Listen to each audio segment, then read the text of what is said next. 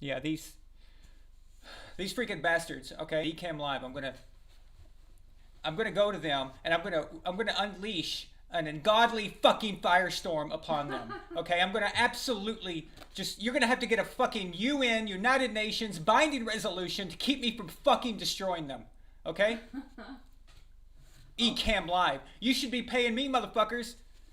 Okay, Tom Cruise. I mean, What are you doing? Live? We're not even on yet. Oh, okay. I thought I'm we just were, so I'm like, no. actually, I'm going along with it. No. You think I would be such an asshole to Ecam Live like that on live TV? Well, you can just refer to them without saying whom. Ecam, fuck Oh, you. Ecam Live, fuck you. I don't know. You gotta tell me if we're alive or not. Bastards. They should be paying me $50 a month. Okay? Not me paying them. And I'm gonna charge them a tax, a special Von Allen sports tax for being such dickheads. Oh, What? we are live. We are alive? Wait a minute. No, tell me. I can't see. Ecam, I love you.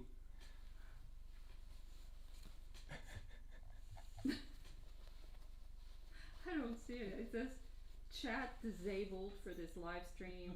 Are you in a different live stream? I don't know. Technology. The more you pay for it. Yeah. Oh, apparently we are live. Okay. Oh shit. Okay, guys. Okay, so we're just waiting on everybody to get moved over. So the software, for some reason, eliminated my camera for no apparent reason. Have no idea why. Now, just to let you guys know, I have invested your money, the money that you donate to the show, I have invested into a good computer. I pay money monthly for this software, and just to make sure everything goes correctly, everything goes smoothly, I dedicate time to making sure everything's running properly. I start this show, I get here an hour early just to make sure everything's running, and the moment I hit go live, that's when everything decides to just freak out. Oh my god, it's so annoying. Yeah, and yeah, crazy cow, exactly. I'm not the only one this has been happening to. Apparently, all kinds of stupid crap has been happening to other streamers. The show's going in and out, audio going in and out, and just all kinds of crazy stuff. It's a shit show.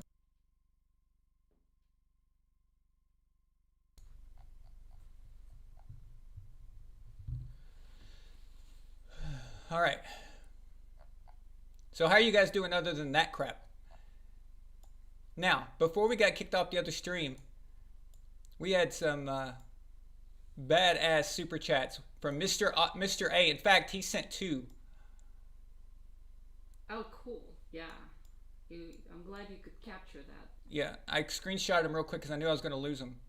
So, Mr. Ace, first he says a $10 super chat. He says, let's fucking go. And then the other one, the $20 super chat, he says, Von Allen Sports, let's go.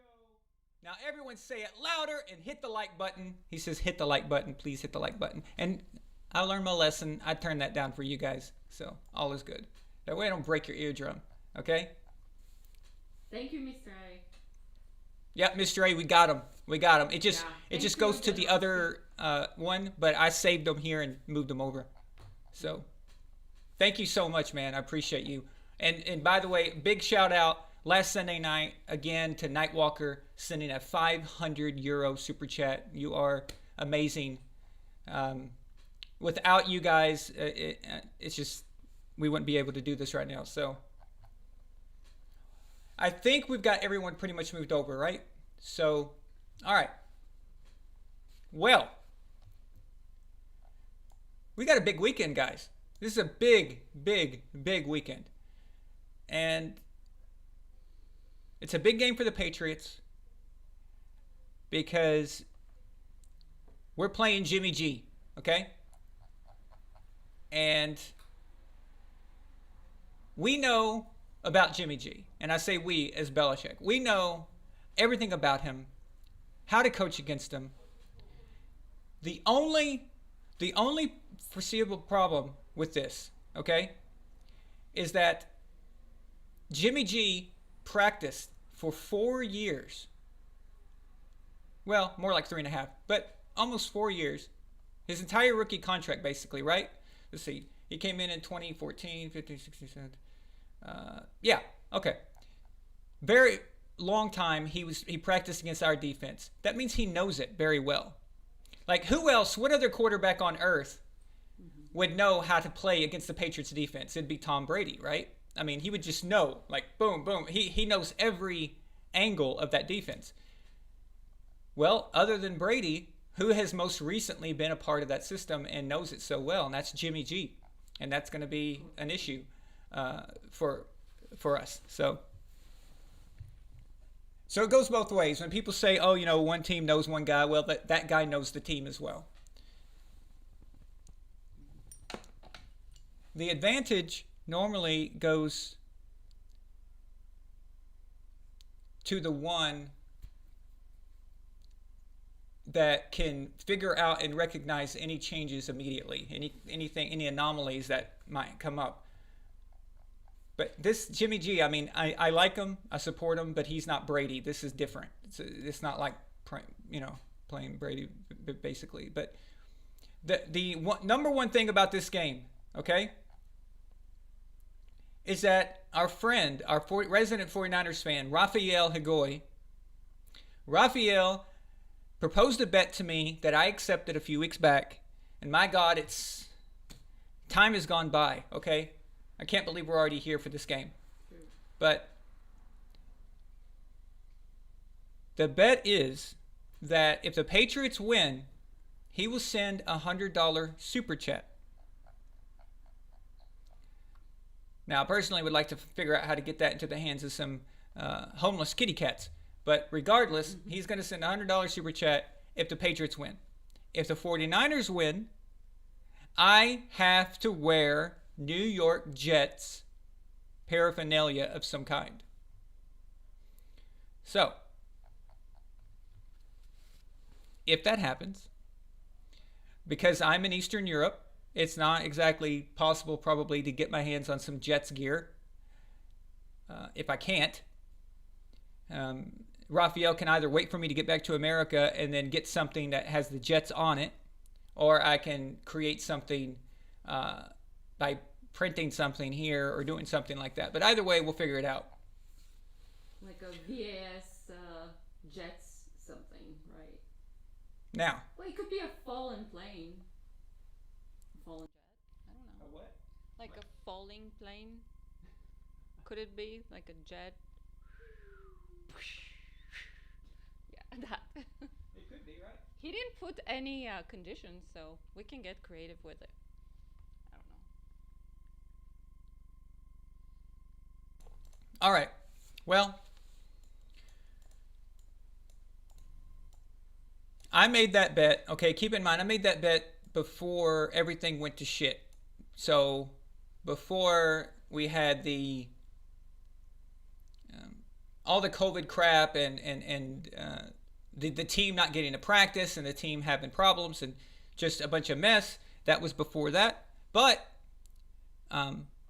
it doesn't matter. It doesn't matter now because they got a full week of practice. Cam has been back for a week. He already got one game out of his system. The rust, any rust that he might have had got torn off of him by then, where we're assuming it would.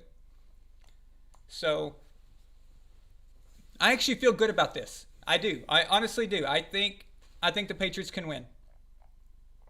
I'm actually not that worried.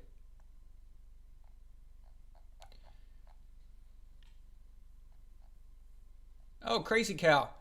Send it to Cat Angels. They make sure no cats die. Nice. Okay, I'll check into that. I like that.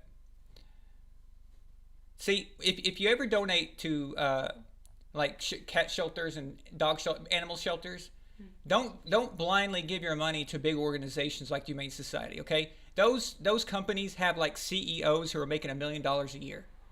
Explain to me why a CEO of of a company like that would need to make that much money. Yeah. No, what you do is you just research, find a local shelter, one of those local places where they put their own money into it and stuff, and then give it to them.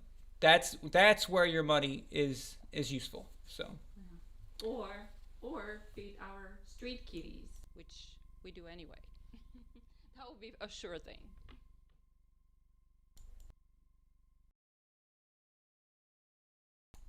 Okay.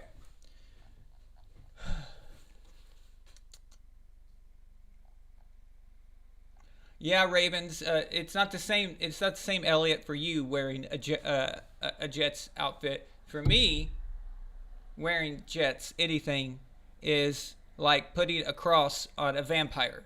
Okay. Yeah, it's just not. I'm never going to live it down. I'm probably going to lose the remaining Patriots fans I've got if I have to do that crap. But hopefully they'll understand that I did it for a good reason. Because if I win, then we know what we get for it. So he proposed the bet. I didn't make the bet. So, but listen.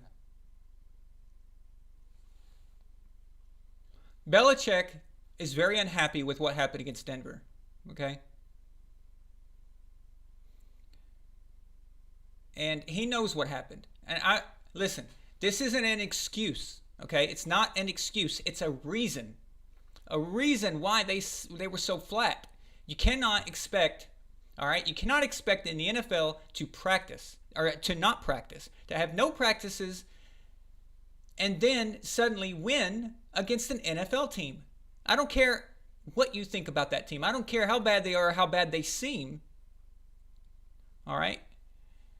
You can't do it. You just can't expect that. It's ridiculous. This isn't college.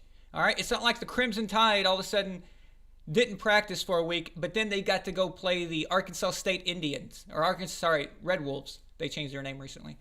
Okay? It's not like that. Alabama's third string would defeat those guys. It's not the same in the NFL. It's just not. So it's not an excuse. It's a reason. But nonetheless, Belichick, it bothered him. It pissed him off, and he's wanting to prove something right now, okay? And right now, that's against the 49ers. That's his target. The head coach, Kyle Shanahan, is the son of one of Belichick's best friends, Mike Shanahan. If you guys remember, it was Kyle Shanahan who was coaching the offense for the Falcons during Super Bowl 51 during the comeback. After that game, after the Super Bowl, and then at the coaches' meetings and the owners' meetings later on, a few months later, Belichick sat down with Kyle and explained to Kyle how they defeated them. Well, I'm hoping that Belichick got a little insight into how Kyle thinks, and at the same time, like exchange of information. Because we know that Tom Brady did that when he spoke to Peyton Manning and other quarterbacks. He even admitted as much at the NFL all-time show, the 100 all-time guys. So,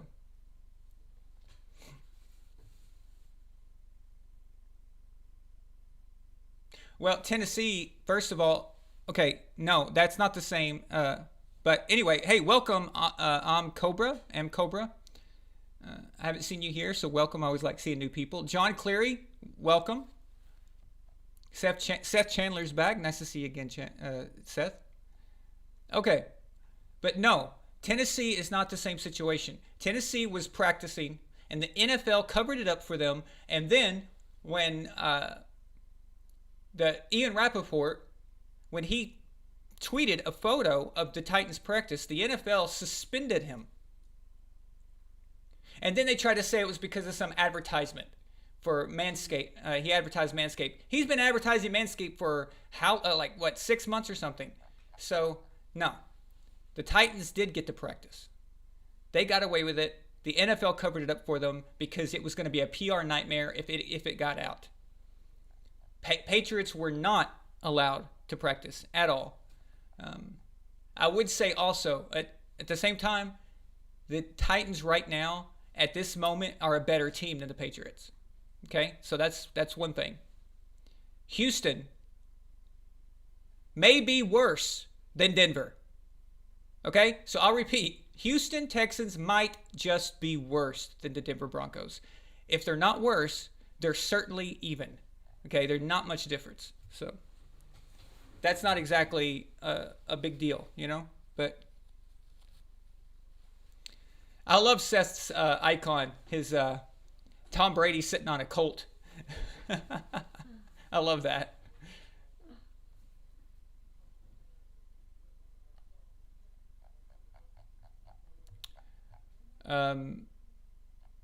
Yes, M Cobra, other teams do cheat. Shocking, isn't it?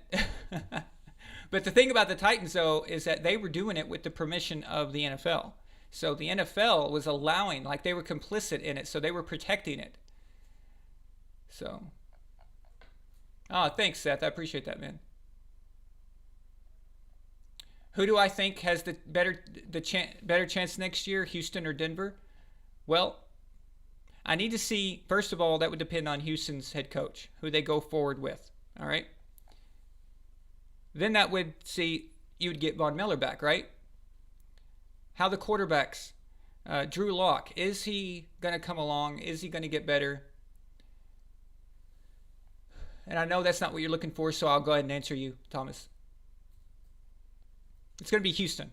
It's going to be Houston because they've still got the better quarterback, Deshaun Watson. And when you've got a better quarterback and you got two teams that are both huge question marks and you have no idea what's going to become of them. And they're just about even, probably. And their future is just about as cloudy. I'll go with the elite quarterback over the guy that is still forming and we have no idea. So I'd say Houston. That was a very long, bloviated answer, wasn't it? Sorry. Addy, our lovable Browns fan. Everyone loves Addy. He says a $2 super chat. He says, we're on to Cincinnati. That's right. Addy, don't get your hopes, don't get down this week, okay? I'm here to tell you, ESPN, they're idiots, okay? All this week, they were talking bad about the Browns. They were talking bad about Odell Beckham Jr., how he's wanting to leave and all this other stuff. You lost to who I think is the best team in the AFC, okay? You lost to the best team in the AFC. I told everybody the Pittsburgh Steelers are legit, all right? They went 8-8 last year with two complete morons at quarterback. They still managed to have an even record. They still managed that with all of that, okay? I knew with Ben coming back it was going to be something. And everyone was saying, oh, okay, the Steelers aren't, they only played bad teams. Well, they just completely destroyed Cleveland Browns, who I think are still a pretty decent team. So take that beating, Addy. It was a division game. Pittsburgh versus Cleveland's always rough, especially when Cleveland guys have a tendency to hit Pittsburgh guys over the head with their helmets. I mean, you probably don't want to talk about that right now, but still. But you got it. Cleveland will take out Cincinnati. You're good. Don't worry. You'll still have a good record. So. Any comments, Mickey? Nope. Okay.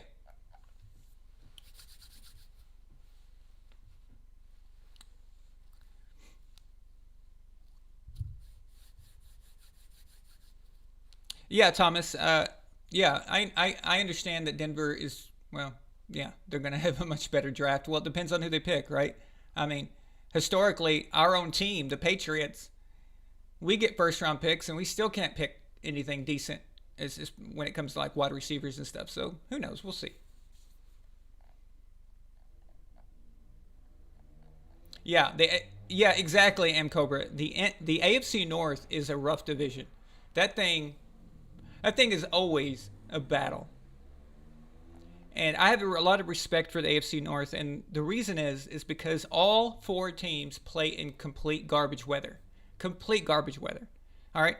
Every other division, all right, think about this, guys. Every other division has at least one team that either plays indoors or at least in pretty decent weather.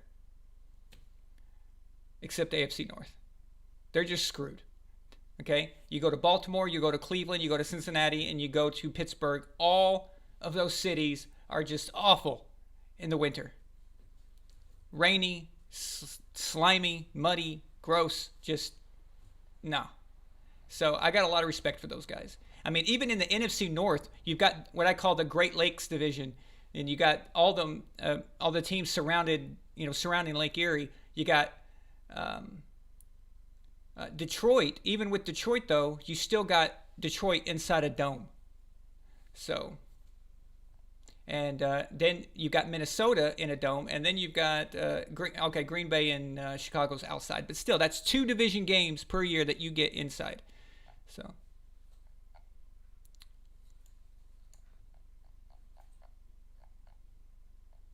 Yeah, that's AFC North, man. Those guys. By the time an AFC North team gets to the playoffs, they've been hardened so badly. They're like, have you ever watched those lions wildlife documentaries where the big badass lion who's like 15 years old, he's walking up, and everyone's just staring at him and giving him a wide berth, and he's got scars all over his face because you can tell he's like been in a million fights, right?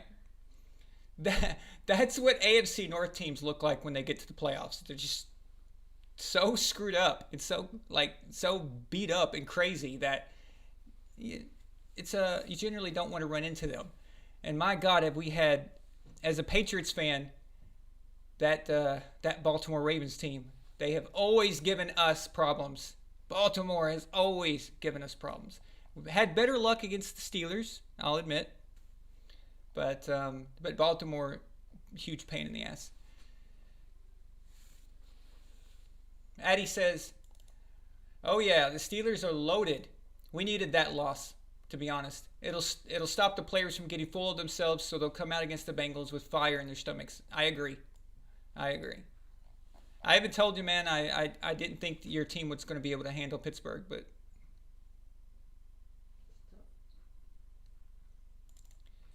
M. Cobra says, "I'm a Massachusetts guy. I'm more entertained watching Tampa Bay. I feel so ashamed. It feels like I picked sides after the divorce." Nah, man, don't even worry about it, okay? It's totally fine. It's because, here's why. You feel that way, and it's not your fault. It's not my fault. You feel that way because everybody wants to see Tom fail. The press, okay, and the fans of other teams around the league, they want to see Tom fail miserably. Nobody's really hating on the Patriots like they did last year. The hate is not near as targeted. It's not near as intense as it once was. And we know that has a lot to do with Brady derangement syndrome. So the excitement you feel for Tom is actually you're wanting Tom to defy all of the haters. You're wanting him to be able to get over that and get past that and really make people look like idiots. And right now, honestly, it's just true, nobody's expecting a lot out of New England right now. For the first time in 20 years, we're under the radar. For the first time in 20 years, nobody's really expecting a whole lot out of us. And I'll be honest with you, I like it. I like not having a target all the time. Right now is a good time to just kind of sneak around, get some wins here and there, try to get into the playoffs. Hopefully we can get that vanity spot, that participation trophy 7th seed, which is ridiculous, but maybe we can get that. So, and then you never know what's going to happen after that. But yeah, it's everybody like Max and Christine Sims, Maxie Pad Kellerman, Nick Wrong, he who shall not be named. That's who you're wanting to defeat, and that's what makes you cheer for Brady. So don't even feel bad. It's not even a problem. Any of these stupid, any of those, there's a small percentage of Patriots fans, not most of them, but there's a small percentage that thinks that cheering for Tom somehow makes you a traitor or whatever. They're idiots, okay? No, it doesn't. In fact, I would say if you're a real Patriots fan, how could you not root for Tom? How could you not root for Tom? So,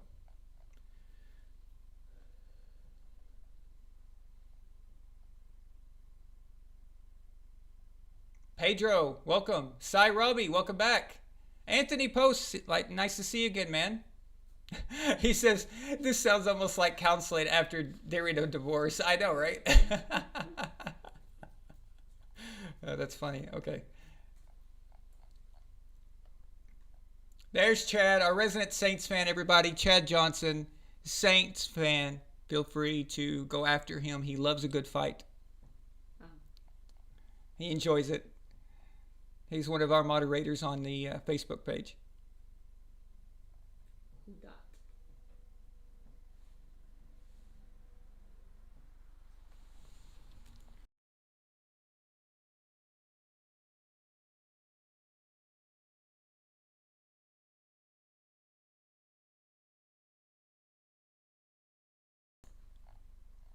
All right. Other than that, nothing as of note really happened in the NFL. I can't think of anything else, so we probably shouldn't even. There's probably nothing left to talk about, is there? Okay, let's see. Milena, what did we go over? We got the Patriots. The Patriots played the 49ers. We talked about Addie's Browns. We talked about the NFC North. Anything else going on in the NFL? What do you mean anything else? I can't. Are you kidding? I can't remember. Isn't there was something we were supposed to be talking about? I think that most people are waiting to hear about someone else going to the Bucs, joining Tom. Who? Oh, you know who? Here we go. If you have not heard, Antonio Brown is now on the Tampa Bay Buccaneers. All right. Wow. Yeah. Okay. Wow. Now, the very first thing I want to do is point out ESPN hypocrisy. As you guys probably know, a lot of people on ESPN were talking nothing but shit about AB. The whole time he was in Raiders training camp, the year before that as well, and the whole time he was a Patriot, they were talking about him. Okay? Now, I'm not saying he didn't deserve it. That's not my point. He did deserve it. Yeah. He deserved the crap that was said about him. He deserved everything that all of us said about him. But I just want to point out the hypocrisy. On Friday, when word got around that Antonio Brown might be talking to the Seattle Seahawks, guess what happened? All of the shows got gathered around. Everybody got involved, and they were like, oh, you know, it seems like Antonio Brown, he's a different person now. Antonio Brown, he hasn't tweeted. You haven't heard from him. He's trying to settle his lawsuits and all this stuff. They're like, oh, he's going to be a great fit for the Seattle Seahawks. He's going to be a great fit with Russell Wilson, and I think that's going to be amazing. Huh. Really? I'm confused. Very confused. Because when he was with the Raiders, they said he was a nut job. When he was with the Patriots, it was nothing but negative. And then once you heard that he's going to Seattle, all of a sudden, a team that the NFL likes. Everyone knows the NFL absolutely hates the Raiders. They've had it out for the Raiders for decades, ever since Al Davis, the former former owner technically, but he died. Al Davis sued the NFL for stuff that they were doing wrong, actually. They have had it out for the Raiders. And everyone knows they had it out for the Patriots. They did not want to see the Patriots do anything last year. But it's, oh my God, Seattle's talking Antonio Brown. Well, Antonio Brown, he's a good guy. He's a good guy. He's improved. He's worked on his. I mean, even Ryan Clark. Okay, if you guys have followed ESPN for the last few years, you know that Ryan Clark absolutely hates Antonio Brown, and Antonio Brown hates Ryan Clark. Even Ryan Clark, was saying, "Oh, how this is a great thing for Seattle. They really need to make this happen." Antonio Brown's really paid his dues. He's paid his debt. He needs he needs another chance. Within 10 hours of this, of them saying that, he signs with Tampa Bay. He signs with Tom Brady. Okay, let's be real here. He signs with Tom Brady. And they completely change. Okay, so they started saying, well, he's got this one lawsuit coming up that he hasn't settled yet. I'm like, are you serious? Are you serious?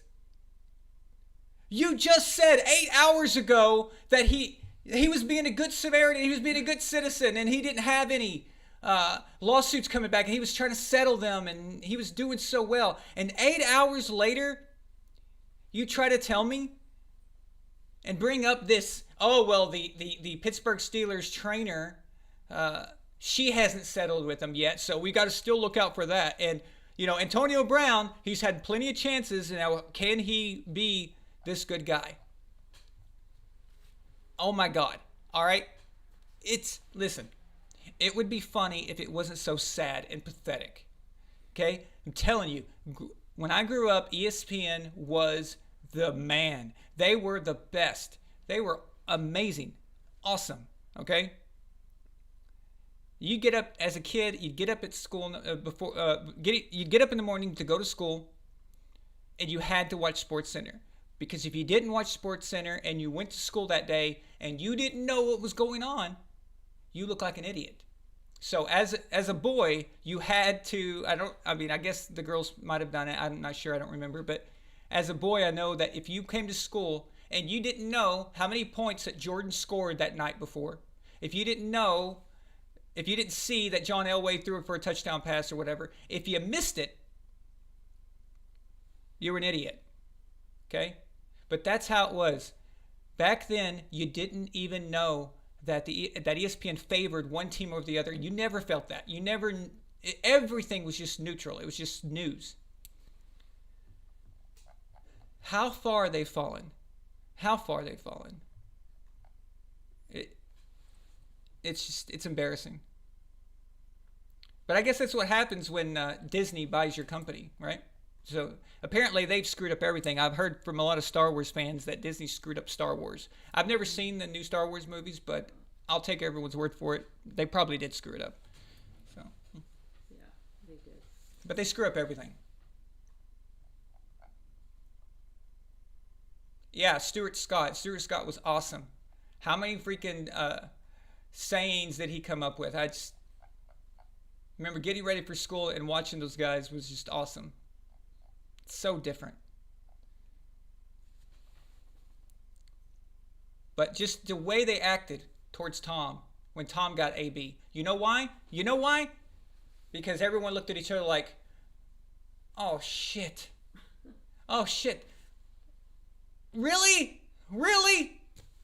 Okay, yeah. Guys, here's what we need. We need Belichick to make a move. All right?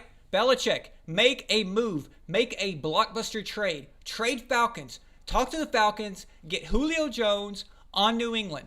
All right? Here's why, guys. Okay? We have to have a New England Tom Brady Super Bowl this year. If you want to see heads explode across the country, if you want to see complete and utter meltdowns that you've never seen before, I'm talking unprecedented meltdowns, let's get a New England versus Tampa Bay Super Bowl. Because before, it was New England always goes to the Super Bowl, so nobody in the AFC could get a chance.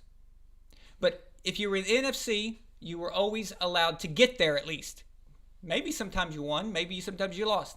But you could at least in the NFC, you could get there. And everybody thought the dynasty was over. Tom Brady's leaving. But to go and take the spot of both conferences. Yeah, that would be that would be the bomb. It would be. That's gonna create riots.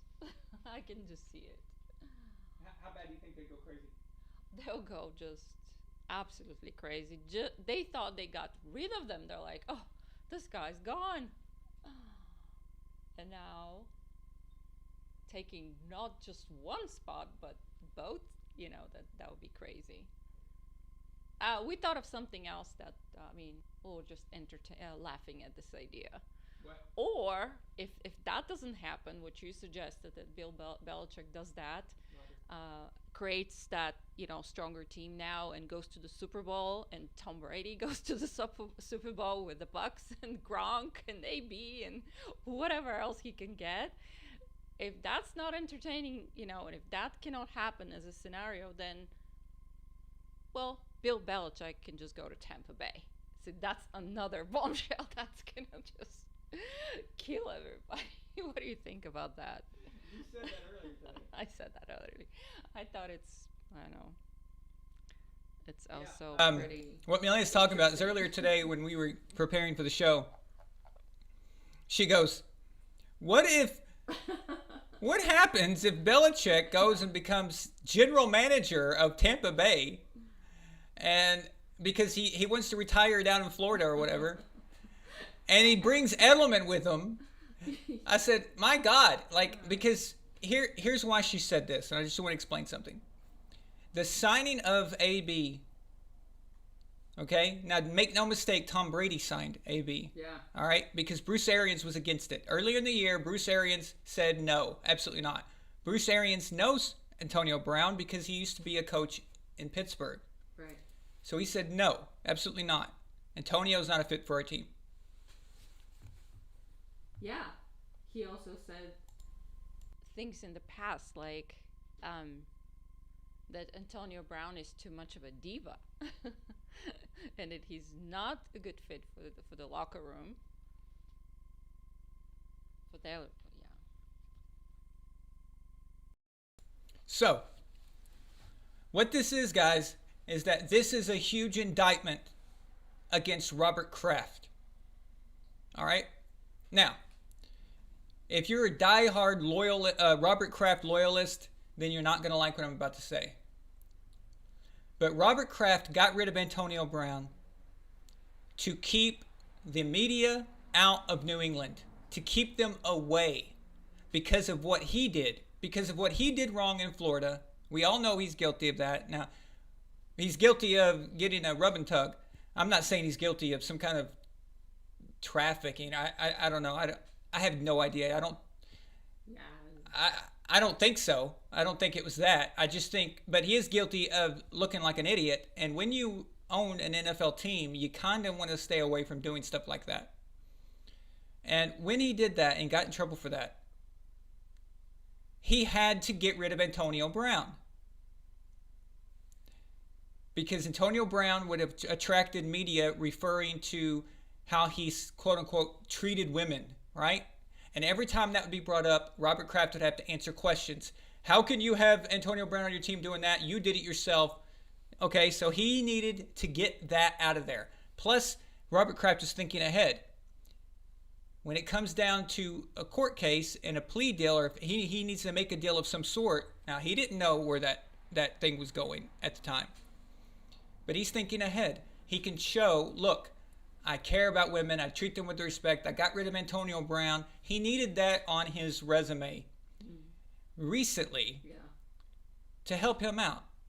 So that was all Robert Kraft trying to save himself. That's what that was. Politics.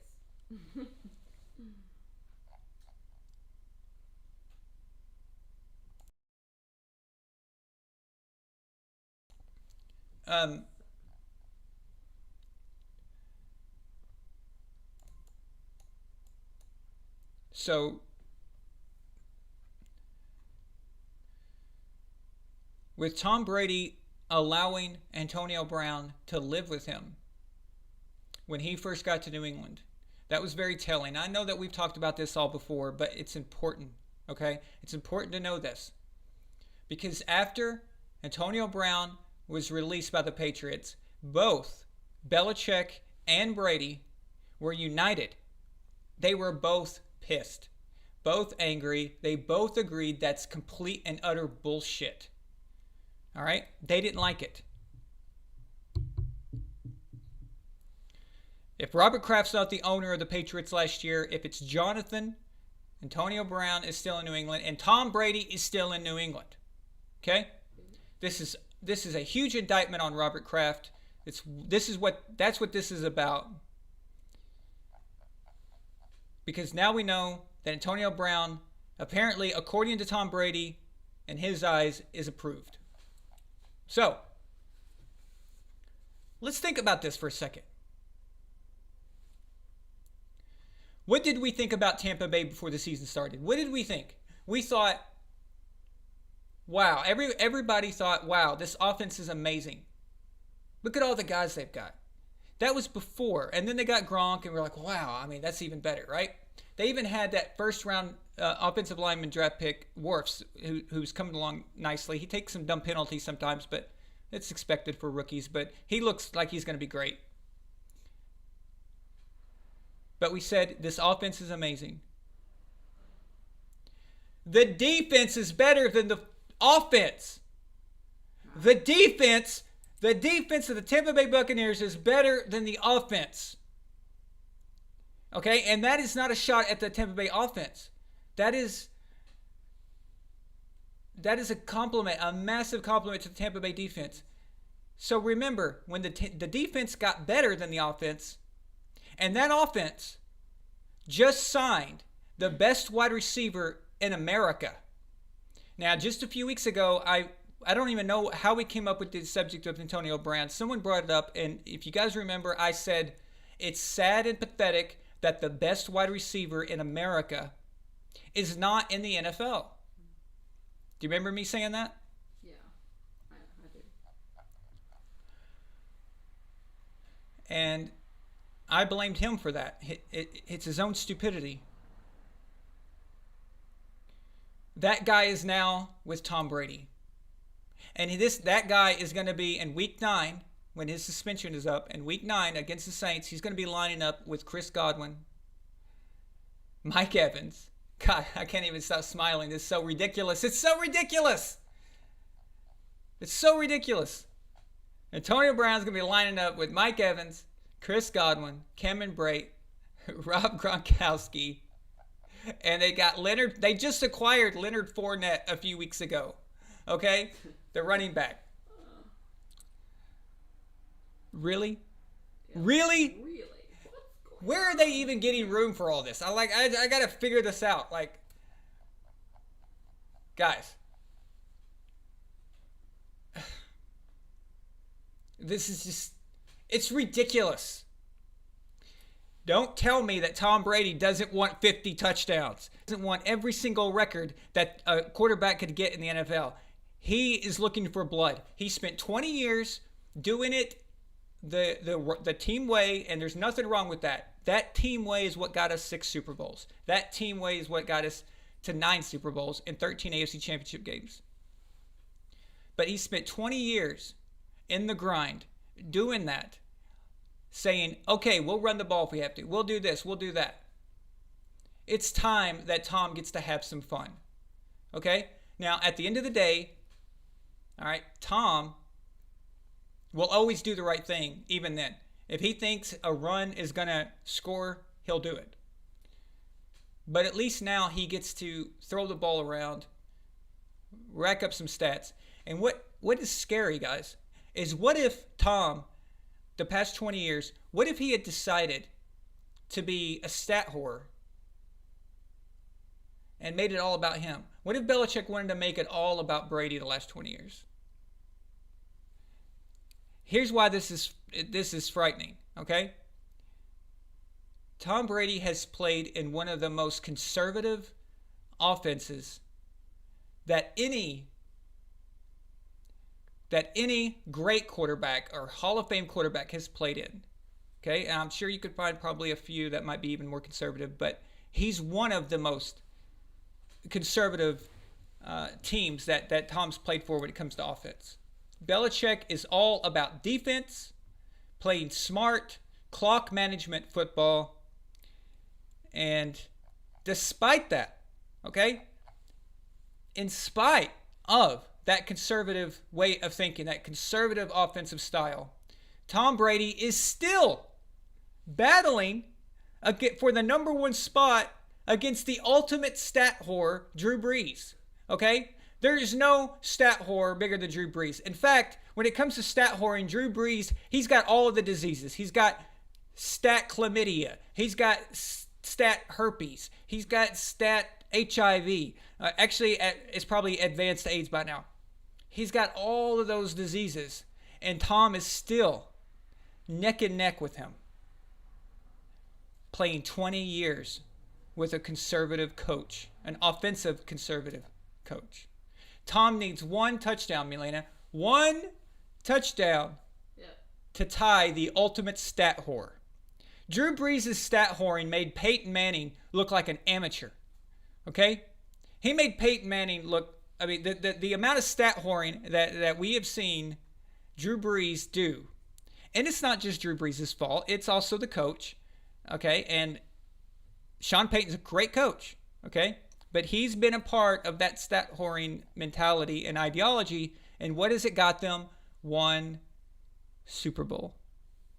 Yeah. One Super Bowl. What did it get the Packers when it was all about the quarterback? One Super Bowl. We have a super chat. Mr. A. Wow, my God, this guy's on fire tonight. Mr. A, $5 super chat. He says, Tom Brady is building the Golden State Warriors 2.0. Yeah. So, that's a good point. So, guys, is this basically...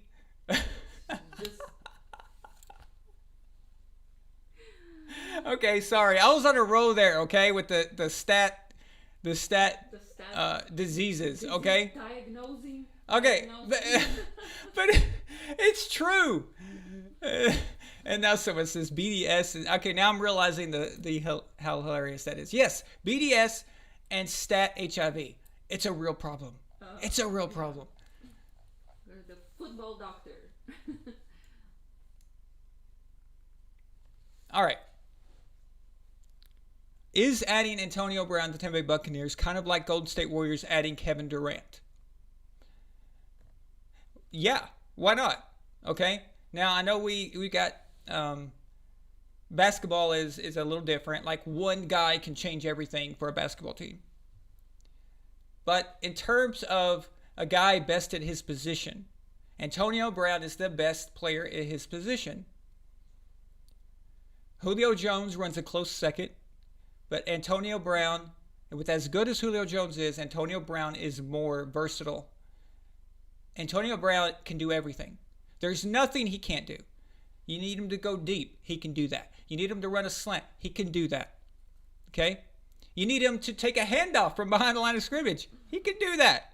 You need him to run a punt back. Guess what he'll do? He'll take his foot and kick the kicker's face in. All right? He can do that.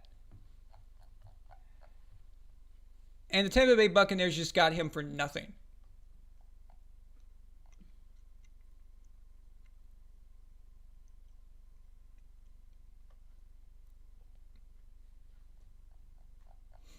Yeah, you think Michael Thomas is the best? I think Michael Thomas is a great player. But if I had to pick between, okay, just pure playing. I'm not talking about off the field issues, but if we're just talking about playing, and I know that they would give full 16 game season, I would take Antonio Brown and Julio Jones over Michael Thomas.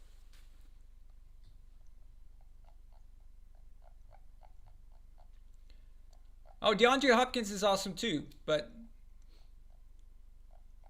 just not quite there yet. So there's a lot of good guys. You could name there's a lot of good players out there, but we haven't seen Antonio Brown, Julio Jones. We've not seen guys like that in a while. Okay, Megatron was the last guy that really was kind of like that, kind of like Julio Jones. Now, Antonio Brown and Julio Jones are different types of wide receivers, especially when it comes to height, big body, and all that. But as far as their production and what they can do, they're special, man. They're just really special. So.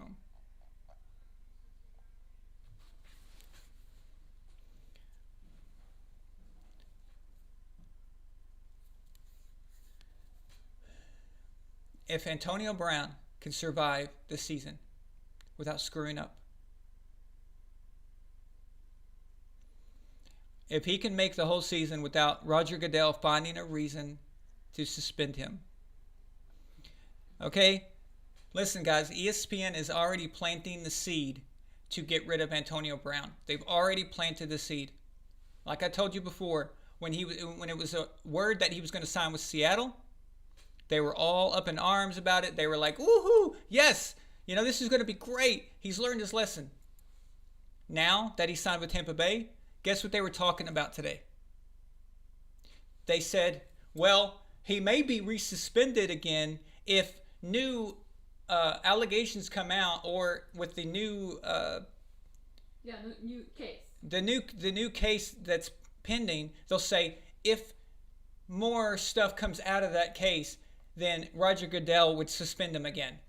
They put that out there. See what they're doing? They're planting the seed.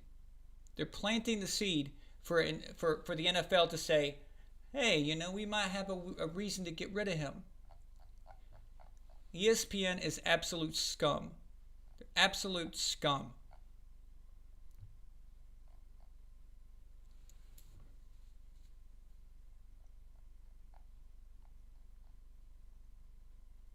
Oh yeah, Seth. That's the one thing that bothers me about Julio Jones, is he's injured a lot, but that happens with those big guys like that. They tend to have a lot of freaking injuries. But Antonio Brown is definitely seems to be very durable. So Crazy Cal says ESPN equals especially stupid presenter network. Absolutely.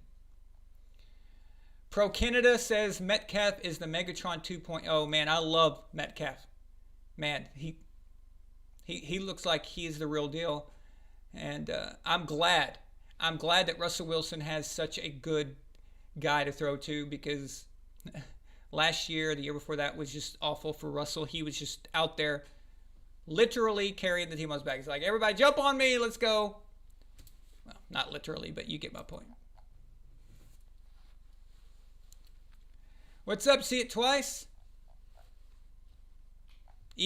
Some random Patriots fan says ESPN is the CNN of sports news. Yes, I can get with that. Absolutely they are. Absolutely. And Fox Sports ain't much better. Okay? FS1, they're starting to act the same way. They're starting to kind of do that bullcrap as well. So, did I miss something? Oh, no, it's just because we have an issue with the microphones. We kind of have to speak not at the same time. Oh, okay. Yeah, I was just going to add things like, regarding Antonio Brown and his notorious behavior issues. Certainly is a concern, and I hope that Tom can help, kind of put him in the in the zone in terms of behavior. Right. Stay away from your phone, all that stuff. Stay away from trouble for a change a little bit, because he's like a wild teenager, goes out and clubbing, and you never know what's going to happen. And it's a pity, because again, he's the best at what he does, and that's why he can get away with it still. But what makes what's a concern would be that the NFL has said that if he continues and if he does something again, a violation, then the sort of punishment or the discipline will be a lot harsher this time. So of course that's something to think about, and a lot of burden on Tom, knowing that the coach is not a big fan of AB and didn't want him in the first place, and that Tom's been pushing for Antonio since the summer, sources say. So it's very interesting how that's going to play out. Certainly, he's a very exciting player. He's very dynamic and all that. So I don't care what team he's on, but especially when he's playing with Tom, I mean, it's a lot more exciting, of course, to watch him. So hopefully he'll do good. Yeah. Absolutely agree. He's just got to stay out of trouble. Turn off your Twitter. Antonio Brown, turn off your Twitter. Just freeze it. Hand it over to somebody. Hand it over to your manager or somebody. Let them just post stuff that's maybe updates about your conditioning and stuff. But you give your password away. Have your manager change your password and you don't touch it. Do that for Twitter. Do it for Instagram. Do it for every social media. Completely cut yourself off. You can't get in trouble if you just shut up. If you just stop. Just get rid of it. Jalen says Tom may be the quarterback GM that can handle him. Yeah. I tell you what, Jalen. AB doesn't get on Tampa Bay without Tom Brady. That is clearly his move. Clearly. And that just shows you that Tampa Bay is listening to Tom. It shows you that Arians is listening to Tom. Because Arians is willing to go back on what he said. He's willing to contradict himself. He said, no, I do not want Antonio Brown. We're not going to get him. He doesn't fit here. And now all of a sudden, he's on the Bucs. Yeah.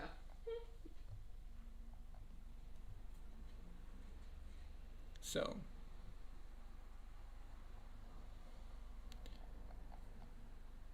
Yeah, I don't either. A few people are saying that there's age deficiencies with Brady. I don't. Again, I constantly get accused of this all the time. Yeah, I'm not willing to admit it and all this stuff. No, shove it up your ass. Okay? I'll admit anything. All right? I am just telling you, I don't see any problems with Brady. I don't. There's nothing wrong with Tom. Nothing. The guy has always been slow as shit. All right? He's always been slow. Last year, he was moving in and out of the pocket better than he has done in a decade. So he worked on that. This year, he worked on his arm strength so much that he ends up overthrowing guys sometimes. And we're not talking about the throw it as hard as he can and it looks like he's in pain, like with Peyton at the end, because Peyton had that injury, of course. We're not talking about stuff like that. We're talking about Tom, because we all know that Tom throws with his body, right? He takes his feet generates energy up his legs, up his body, and then releases at the perfect point, at the release point of his hand, letting the ball go. He uses his whole body frame to throw the ball. Then you've got other guys like Phillip Rivers who just throws nothing with but his arm sideways. I'm surprised that Phillip Rivers hasn't thrown his arm out by now, actually. He throws more like a major league pitcher than he does a quarterback. It's crazy. But Tom uses his whole body, and it looks like he's barely even trying, okay? And he can do that because less stress on his shoulder, less stress on his arms. And when you are doing that, he has got less years of actual, how should I put this? Wear and tear, okay? So the wear and tear of a normal quarterback who is just all upper body and all arm strength, they're going to take a lot of wear and tear after so many passes. But if you throw with your body, then you've minimized the amount of stress level on your arm and your shoulders. And you can last a long time. So it's no surprise that Tom is still throwing well and still looking really good out there. So, but I don't see any decline that makes me think that, oh, look, he's old, he can't play. I don't see that. He just looks like Tom to me, actually. The only thing I see is some confusion sometimes with the team. So routes ran wrong, or Tom might miss a read here and there, or think that his guy's going there and he went the other direction. Whatever, just all around confusion. I'm not blaming on anybody. Just that's the new team acclamation thing. But the problem is that assholes like Christine Sims and guys like that, they see that confusion and then they go, see, it's age. Really? Okay. How many times have we seen Cam miss his receivers this year? A ton. Is it age for Cam too? How many times have we seen Patrick Mahomes miss a receiver, a wide open dude, overthrows him? Is Patrick Mahomes suffering from dementia? Is he getting old? I'm just curious. I mean, really? I just don't understand. When you look at life through certain lenses, certain glasses that project what you want to see, it's impossible to see anything else. Exactly. Okay? If there was a pair of glasses and the pair of glasses said on them, Tom is 43, if you put those on, then everything you look at related to Tom is going to be bad because he's 43, because he's 43, because he's 43. You can't get away from that. You cannot get it out of your head. Nothing you do is going to get that out of your head. And until you can actually look at things straight, without any bias, you're never going to get a good evaluation or an honest evaluation. I swear to you guys, I swear, the moment I see Tom and I think that something's wrong, I will be the first one, the very first one to tell you. I will be the first one to say that. I have not seen anything that has alarmed me or made me think, wow, because every time there's been a mistake, an overthrow or a short throw or something, I can find you plays just like that in 2001, in 2007, in 2011, 2016. And what are you going to say about that, right? Until I see him doing stuff that I've never seen him do in a bad way, and it's consistent, then I will be raising the alarm saying, okay, this is not good. We're in trouble here. Tom is in trouble. But no.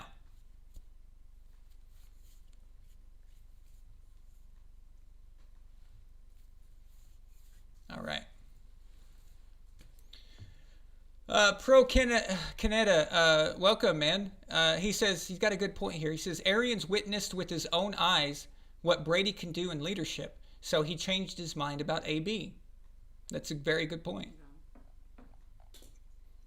He saw, guys, when Tampa Bay lost to the Bears. Now, remember, Bears are apparently they're a pretty damn good team. Yeah. I think we disrespected them a little bit, and we didn't give them enough credit. And I'll be the first to admit that I didn't. I just thought they were one of those teams that start off good and then everything falls apart. But apparently, Nick Foles coming in was the change they needed.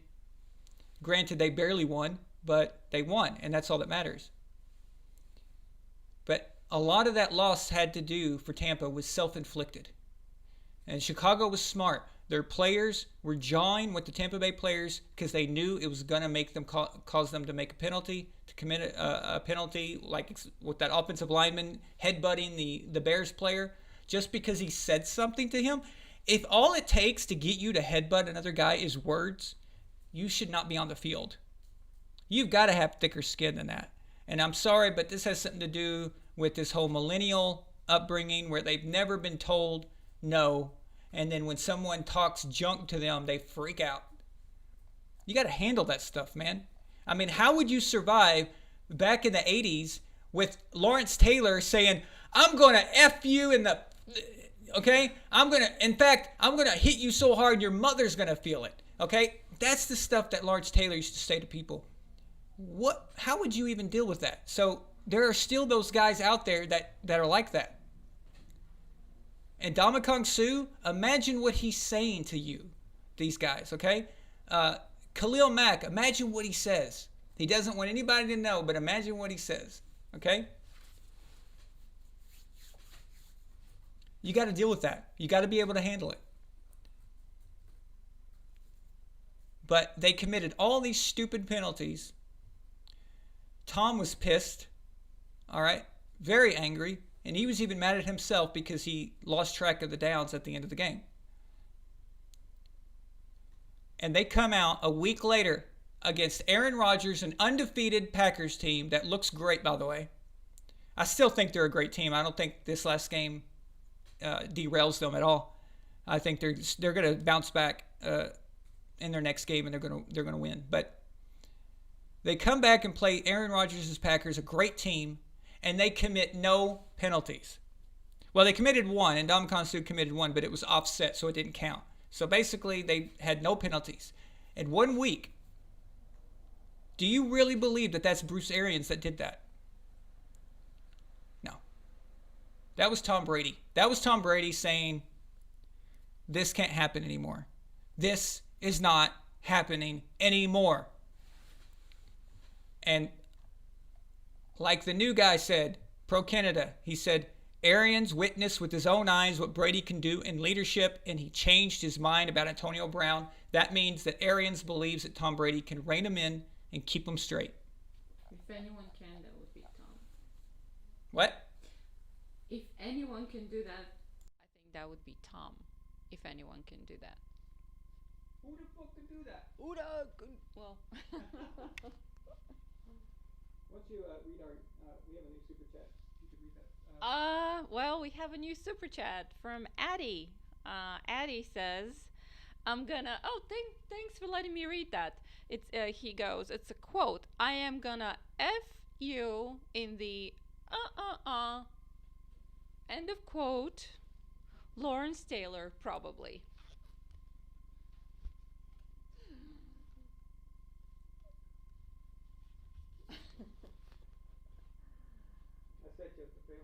Yeah, I know you did. You picked the best one for me to read.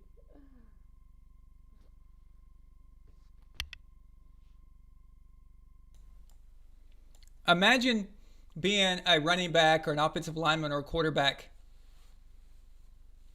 I switched the microphones back and forth. If you can't hear me, that means I'm talking to her personally and not for the broadcast. Imagine back then, okay, it's bad enough that Lawrence Taylor is across the line from you. But that wasn't just Lawrence Taylor back there. That was Lawrence Taylor on cocaine. All right? That's just wrong. That's just unfair. That's scary, is what that is.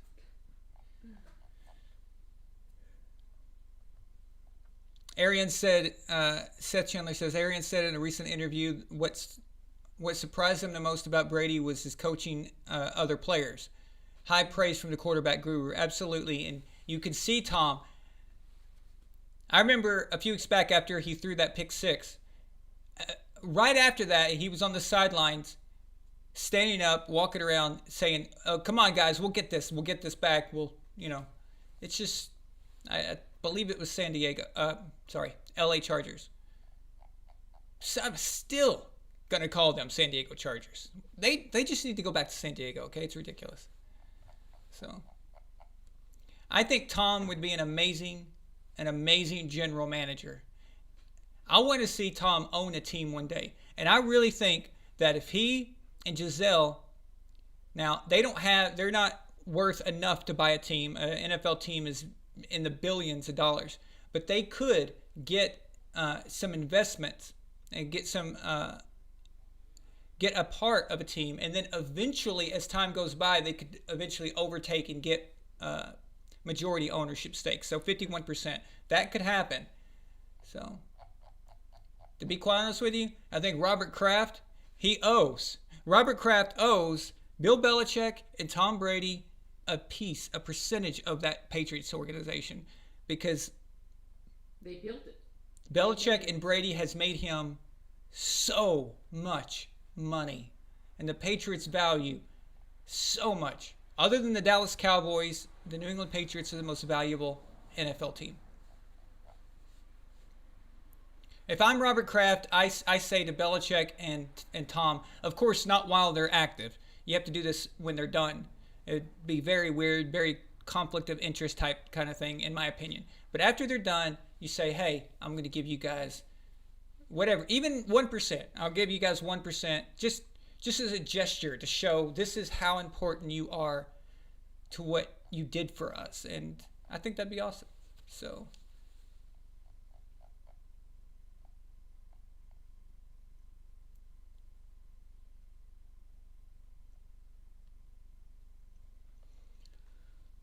now let's take a look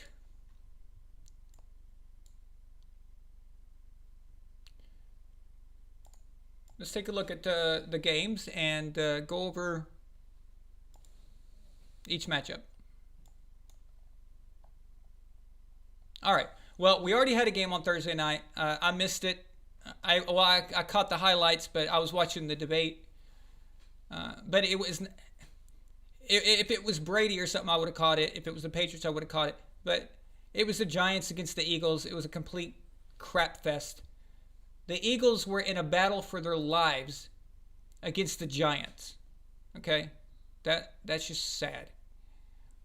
And after the Eagles won when they scored to win the game, they celebrated like they had just won the Super Bowl. This complete idiocy. You guys see you guys see Daniel Jones run? He had the dude had an 80-yard touchdown. An 80-yard rushing touchdown, and he fell. It was like some kind of gremlin came out of the ground and just tripped him. It was like, I'm seeing all kinds of memes right now on the internet, like Kurt Angle taking his ankle and cracking it, and stuff like that. Absolutely ridiculous. Now, I kind of think I know what happened with him. Why he fell like that. When I was a kid, I played, it was a mixture. Well, it went from t-ball to like junior baseball when you're little kids. And when you hit the ball and it doesn't go very far and you're like, oh crap, you completely shanked it. You've got to get to first base before the catcher or the pitcher can get that ball. You run as fast as you can.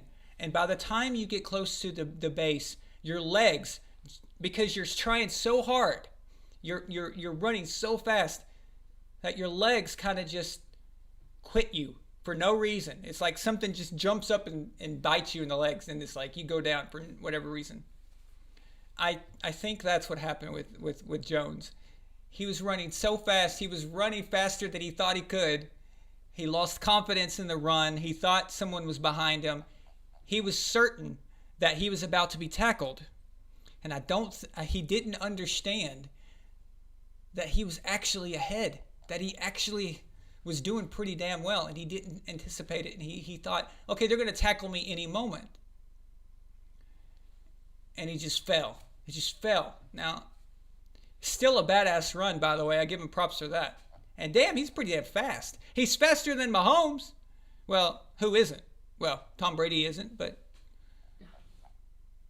That's not saying much.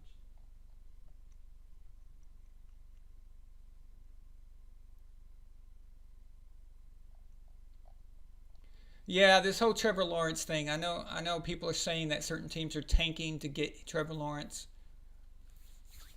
I don't believe in tanking. I think that is a disgusting thing to do. I think it's the worst form of cheating. You're losing on purpose in order to get a draft pick that could potentially change your organization. A draft pick that could make you a winner for the next decade. And if they do make you a winner, if that quarterback does make you a winner, then what's happened here? It means that you cheated to get him because you quit on purpose. You lost on purpose. The Colts did this.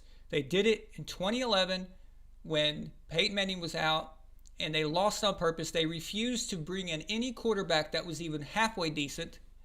And the backups that Peyton had didn't learn a damn thing from him because he never really helped them. And Peyton was notorious for this.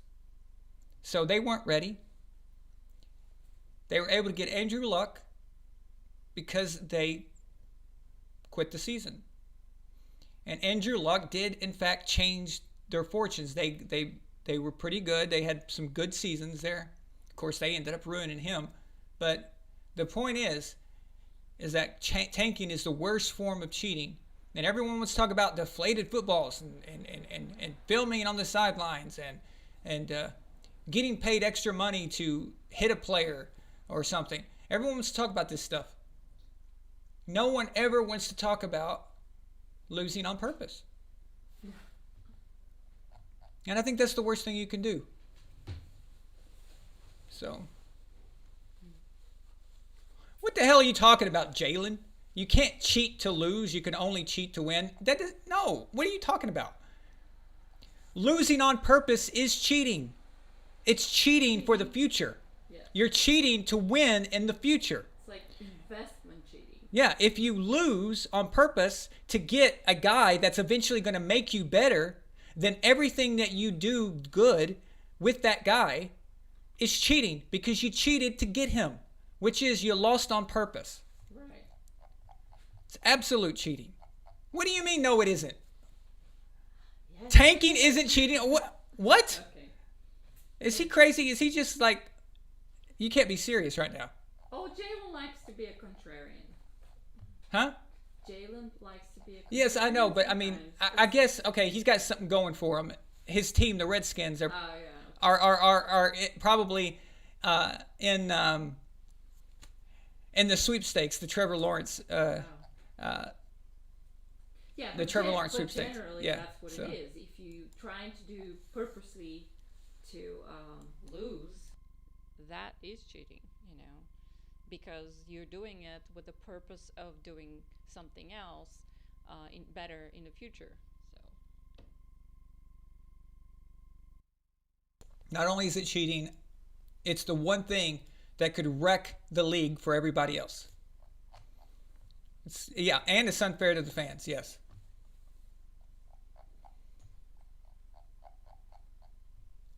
it's okay, Jalen. We can't convince you. That's okay. Jalen disagrees with my premise. That's okay. You're allowed to disagree, right? Do you like the band Primus?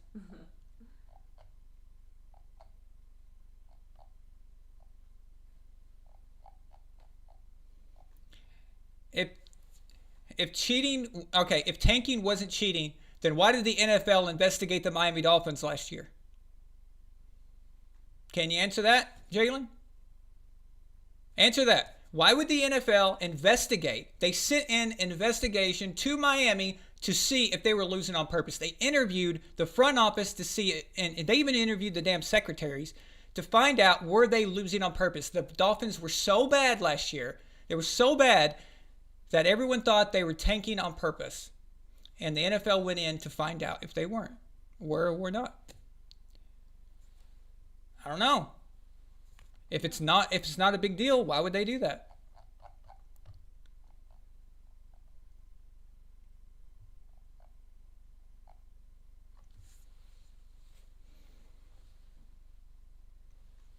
But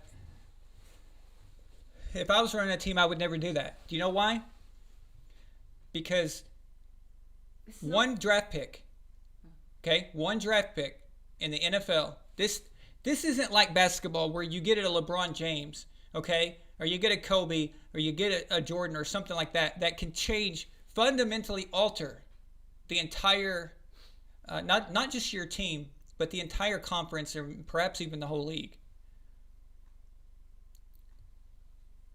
We can count just as many busts quarterbacks as we can ones that actually became valuable or worth something. To completely put your team's reputation and everything that they are, to screw over the fans, to tell your players, you're telling your players that they suck so bad, all right? So you go into your locker room and say, you know what, you guys suck so bad that we're just gonna start losing on purpose, so we can get a player who is actually a winner. Because all of you are losers. Okay? That's what you're saying. That's what's happening when you do that. Yeah. It's disgusting. No, these guys want to win. I remember when the Cleveland Browns, sorry to bring this up, Addie, but it's a good example. I remember when the Cleveland Browns went 0-16. I remember when the Detroit Lions went 0-16. Those players were interviewed. When they got to like 0-13, 0-14, they were worried. And the media was interviewing them saying, are you guys happy with what you're doing? Are you even trying? And they got pissed off. They got angry. They took it personally. They said, screw you. I don't want to be on a team that's 0-16. I don't want to be on a team that sets some kind of record for sucking. Listen, man, these guys have pride. They have the competition gene. All right, that's how they got there. A lot of them got there because they pushed and pushed and pushed. Losing on purpose is the worst thing you could do in sports. At least if you're cheating to win, like if you're doing something stupid on the sidelines or whatever, at least you're trying to win. But losing on purpose, that is just absolutely pathetic. No, can't get on board with that. But you try to explain this to your locker room, and that's what the kind of message you're sending. You guys are so crappy that we're going to have to lose on purpose just so we can get a guy who actually will be worth something. You do something like that, and you're going to lose the whole locker room, and it won't matter who you sign, because you're going to have to get rid of half of the team leaders in that locker room if you're going to make something like that happen. That's why it's dangerous, and that's why it's ill-advised. Any team that does that, if I ever thought my Patriots were doing that, it's over. It's done. Okay? No way. No. Not going to happen. But Belichick doesn't lose on purpose. Okay? Tom Brady goes down, coming off the greatest quarterback season of all time, goes down in week 1 of 2008, and they get Matt Castle, and Belichick says, we're still competing. Still competing. They didn't quit. They didn't give up. Matt was ready. He was prepared. They didn't quit. It's a very honorable thing to do.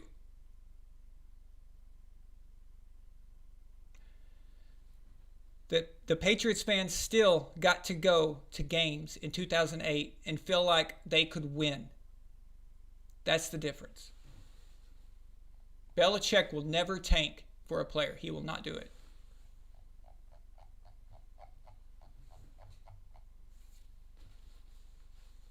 Freaking ridiculous.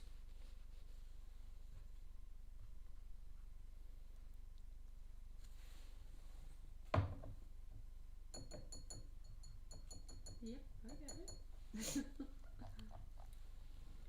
All right.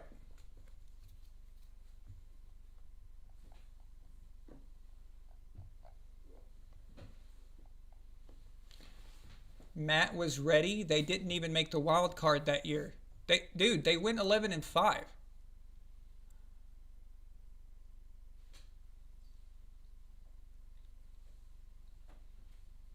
Matt ended up on Kansas City, made a Pro Bowl there, got them to the playoffs. How many other backups actually do their job and do it that well? They lost the tiebreaker to the Dolphins. But the point is, whether they made the playoffs or not is irrelevant. The point is that they didn't give up. They didn't stop. They didn't just lay down and say, oh, well, it's over. We lost Tom Brady. I guess we're just going to not try anymore. No, that's ridiculous. No way.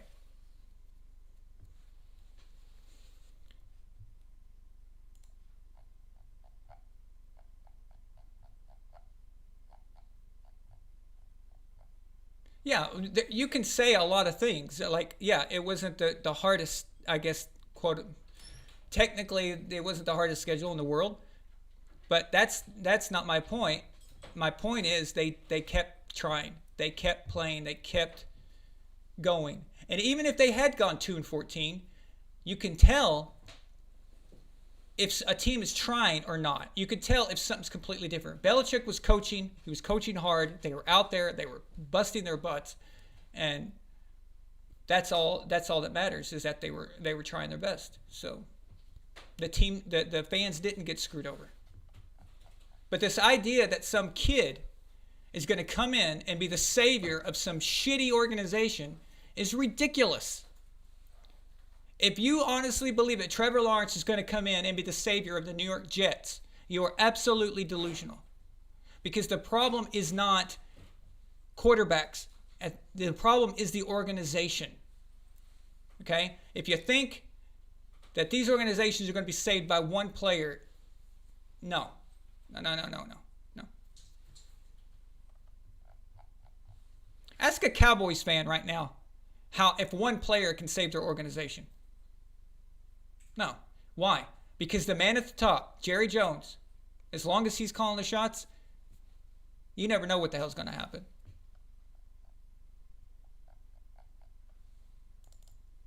We have a $2 super chat from John Thomas Chavez. He says, show us certain video regarding Mahomes running. Oh, you mean the one you did from Facebook. Can you brighten the video? Can you, so people can see? If you can brighten the video, I'll show it. Because it's too dark. It's a video, John Thomas Chavez, he simulated various runs, quarterback runs, and he simulated Patrick Mahomes' quarterback run. So,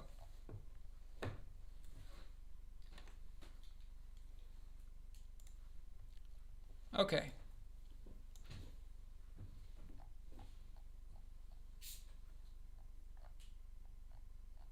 Let's see.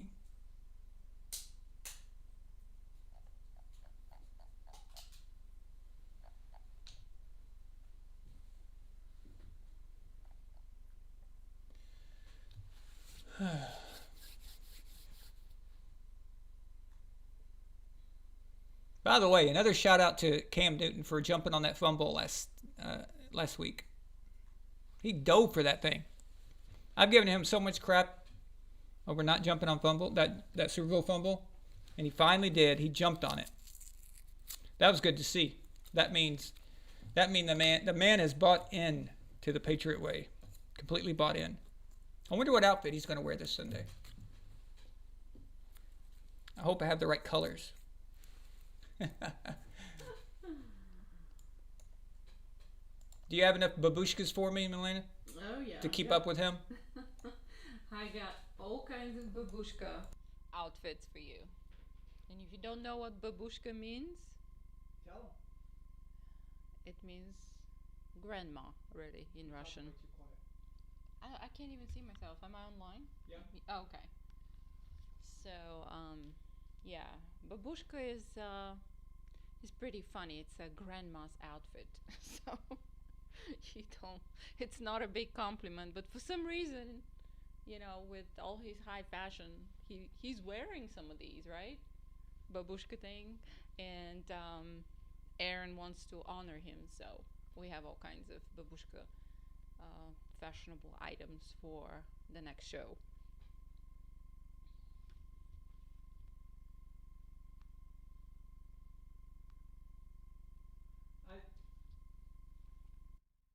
I don't think I'm going to get through to Jalen about this cheating thing, so.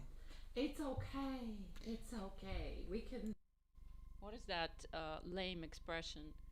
Can we agree to disagree? Or let Yeah. it go. Let it go. Let it go. Yeah.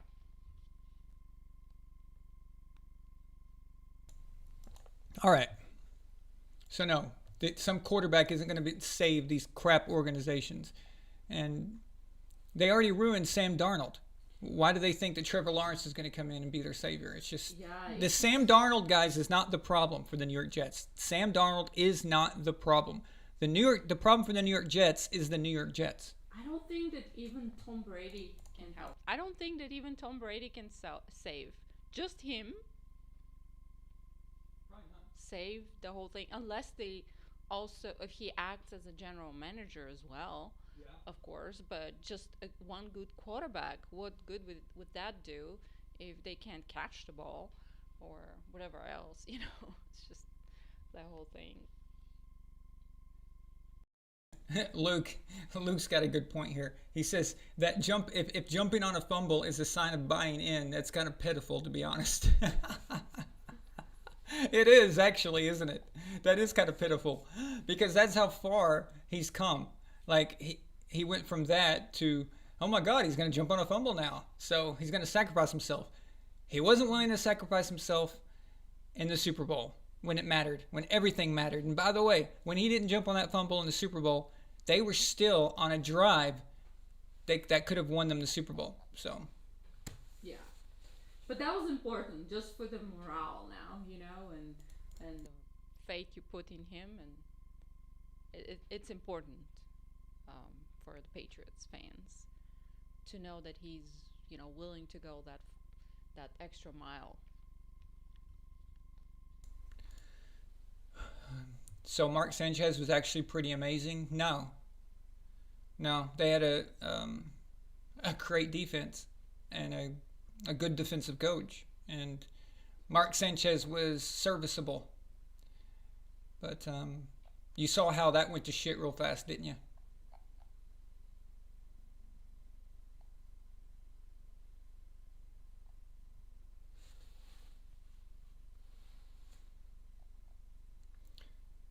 What if the Patriots go after Trevor Lawrence? Well, he's going to be the number one pick overall. I don't see how they would get him. Unless they made like a huge deal. Not gave up years and years worth of draft picks to move to the number one spot. But then whoever has the number one spot would have to be willing to not want Trevor. So, yeah, I don't. But if they got him, well, that would be good for Trevor, of course. That would be wonderful for him. So. It's a big difference between going to Belichick and then going to the New York Jets. So,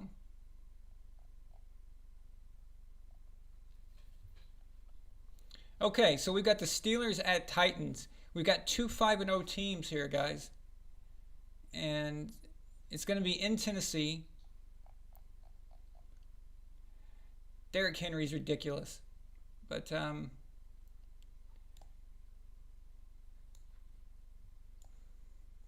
I'm sticking with Pittsburgh. I think Pittsburgh moves to 6-0. Tennessee's going to take a loss here. What do you guys think? What team would be best for Trevor of the ones right now that actually might qualify for him?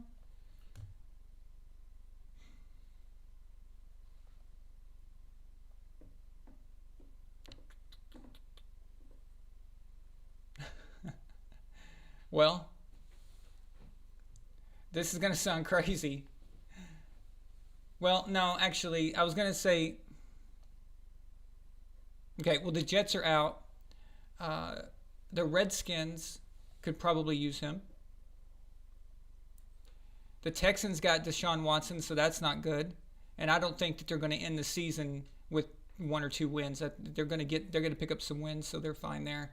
The Bengals, even if they continue to suck, they've already got their quarterback, so they won't need him. The Falcons are in a weird situation.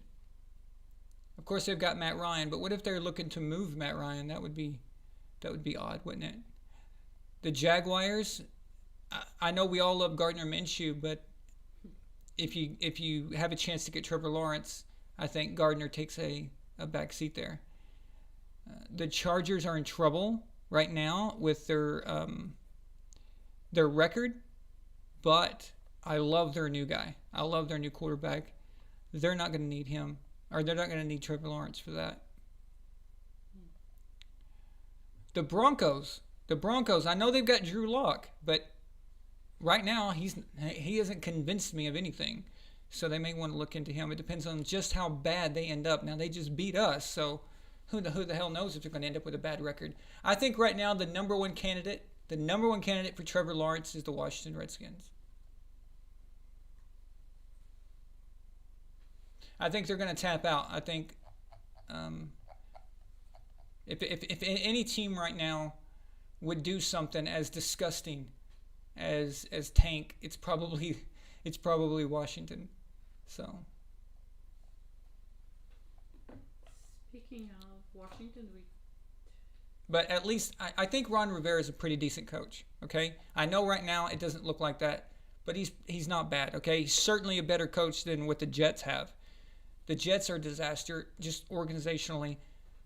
The Redskins, of course, they're not much better, I guess, but I still like Ron Rivera though. Did you hear about? Did you hear about Dwayne Haskins being fined for breaking the COVID? Uh, what is it? Protocols? No, what happened? Well, apparently he reserved a spot for a family member or a friend, and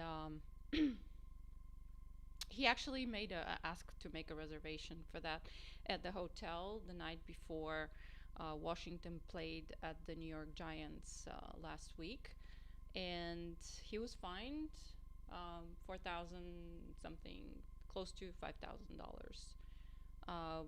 But he could have been fined more. Like I think the maximum is like 14 or 15,000. So yeah, some COVID related news.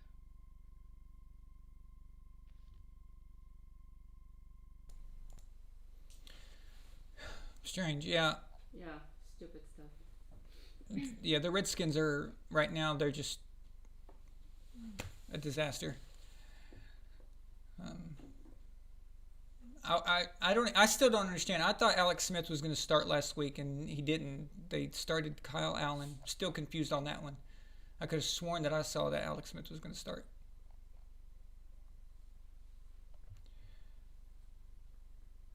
So we've got the Cowboys, the 2-4 Cowboys, at the DC Criminals. I think Dallas will pick up a win here. So Andy Dalton, he'll pick up a win. I really don't know what to think about Dallas right now, guys. I just don't. I mean, there's just every time they seem like something's going to happen. So all these years they've had all this hype going into each season, and they fail miserably each time. And now we thought, okay, they got a new head coach, Mike McCarthy. He's no scrub. He's won a Super Bowl. They won a lot of games in Green Bay.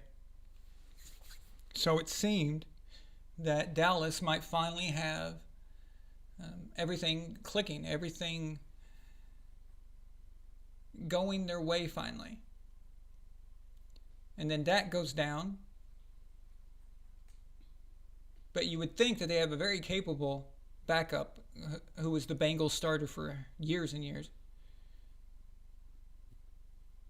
And they still suck. They still suck. Yeah. And Dallas might have the worst defense I've ever seen in my life. I mean, I'm going to need somebody's going to need to look up the numbers or something later. But right now, are they on pace to be the worst defense in history? It just seems that way. I'm actually not joking. I'm serious. Are they on pace to be the worst defense of all time? So. Can look into it. Hey, we had a super chat. Oh yeah? Yeah, Addie. $2 super chat from Addy. He says, "Notice who picked the Titans."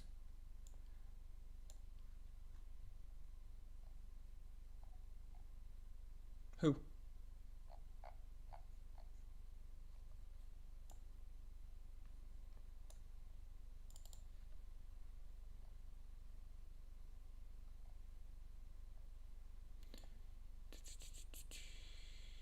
Boom, boom, boom, boom. All right.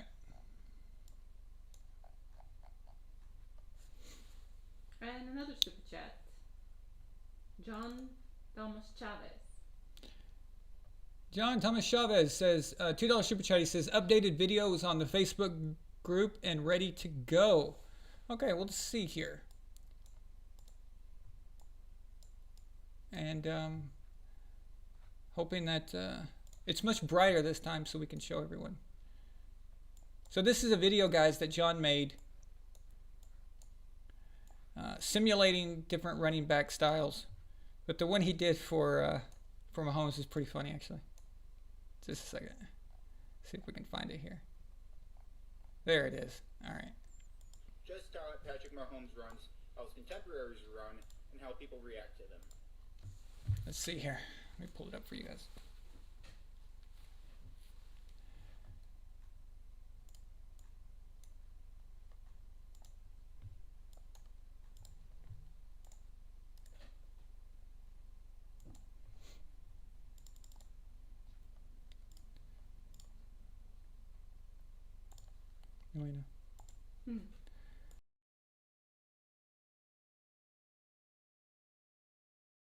Can I right now? Yeah. Okay, so if you're new to the channel, please subscribe, and everyone else, if you can click the like button, that really helps. What other topics are we talking about? Let's see here. Luke says the Cowboys defense wasn't bad at all in 2019. I know, that's kind of what I remember, but it hasn't been very consistent for sure. Maybe get scored on like crazy. Yeah, and then Ravens, number 52, Ray Lewis says 2006 Patriots offense was a lot worse. Seth, as a Ravens fan, should be afraid of Pittsburgh. All right.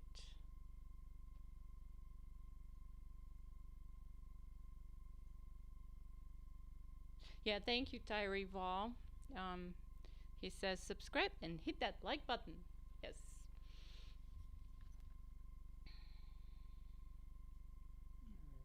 So, are we ready to play it, or? I think so, yeah. Okay.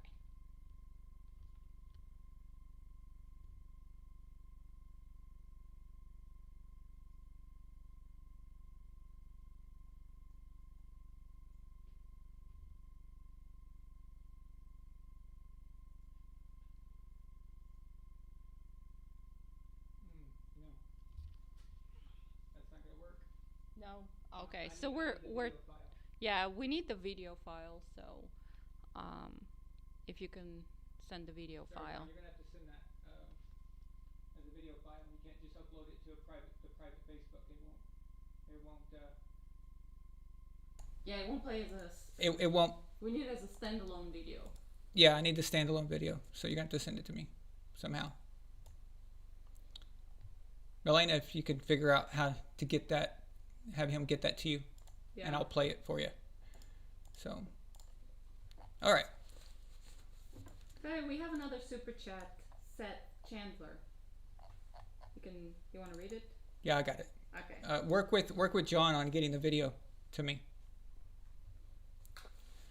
We have a $5 super chat from Seth Chandler. He says, "Love your work, man. Great content as always." Thank you, Seth. I really appreciate that. And there's a lot of stuff that we want to accomplish here, and a lot of new series we want to introduce. And I think you guys are going to be happy with it. It's just been chaotic recently. I think things are going to... I don't have to... I think it's going to be... Things are going to get much easier going into next year. This year has been awful, and it's just been crap. And Yeah, all the shit. I'm just glad I will be glad for this year to be over. So.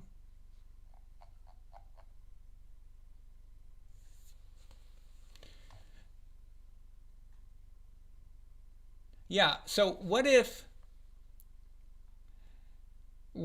so the Tampa Bay Lightning won the Stanley Cup? What if the Tampa Bay Rays, didn't they used to be called the Devil Rays? Anyway, I don't follow baseball. Apparently, they dropped off. I could have sworn they used to be called the Devil Rays, but anyway, what if they win the World Series? And God, I hope they do. That means that the Los Angeles Dodgers won't win. That'd be awesome. I know I live in LA, but screw LA. And then the Bucs win. All three of their major sports teams win the championship. That would be badass. So, Yeah. Definitely. thank you, Seth. I appreciate that, man.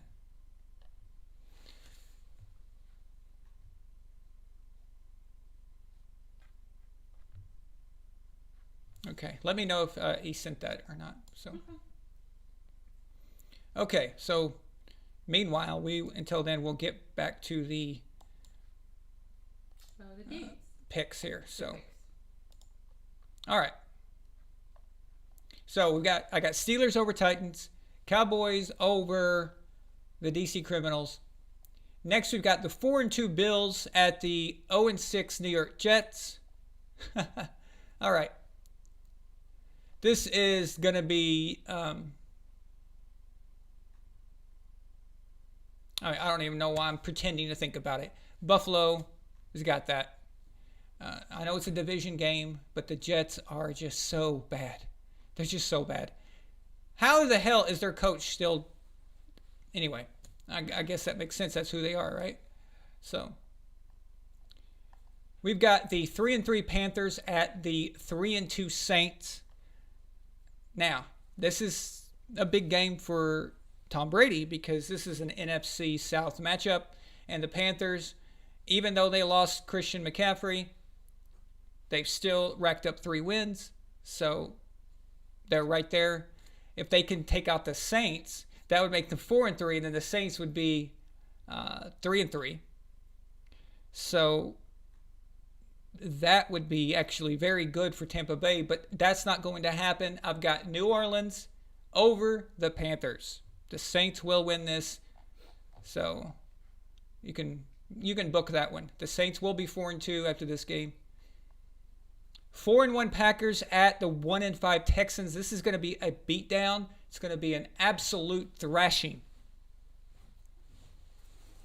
Aaron Rodgers was embarrassed by the GOAT and by the GOAT's defense, and he is not going to stand for it. He is going to absolutely take it out on the Houston Texans. They're in trouble. And apparently when Aaron Rodgers goes to domes in Texas, he seems to just play even better, whether it's Dallas or wherever. So that's a done deal. Browns at Bengals. The Browns are still 4-2. They just had that hiccup against the Pittsburgh Steelers. Well, it wasn't a hiccup. It was more like a vomit. But they got beat down. Yeah, but still they're 4-2. And they're at the Bengals, 1-4-1. One of the two stupid teams that's got a tie on their record, which is embarrassing, and they should be ashamed of themselves. Tying in football should be blasphemy. It's a sin. It's a football sin. It's un-American. Okay? It's absolutely un-American. And Addie needs it. You cannot have a tie in American football. It's stupid. It's absolutely ludicrous. I don't care what you need to do. Play pickup sticks at the end of the game. Have your kickers have a field goal contest. Have them play horse against the goalpost. I don't give a crap. Arm wrestling, paper, scissors, rock, lizard, Spock. Whatever you need to do. No ties. So just for that alone, I hope the Browns absolutely destroy the Bengals because of their stupid tie. All right? But Cleveland's got this. I don't care that it's in Cincinnati. Joe Burrow is not going to be enough. Cleveland is a very good team. They're a solid team. They just had a bad week against the best team in the AFC last week. 2-3 Lions at the 1-5 Falcons. Now, we know that the Falcons are now going into their second week without their fearless leader, Dan Quinn. Okay. Actually, I like Dan Quinn. He seems like a solid dude. Very nice guy. But he didn't get the job done. Dimitrov also got fired along with him. But they picked up a win, guys. So they're playing Detroit. It's Detroit's MO to start out strong and then collapse in the second half. It's Falcons' MO to start out strong in the first 3 quarters and then collapse in the fourth quarter. So basically, this is a game about who is going to collapse worse. Who will be the biggest choking team at the end of the game between the Lions and the Falcons? I've got Atlanta winning this. They will win their second game of the season against the Lions. Matt Patricia has shown to not be Belichick, apparently. Far from it. I still like Matt for what he did for us, but it's obvious Belichick is the man when it comes to defense in New England. Buccaneers, 4-2 Buccaneers at the 3-2 Raiders. The Raiders. All right.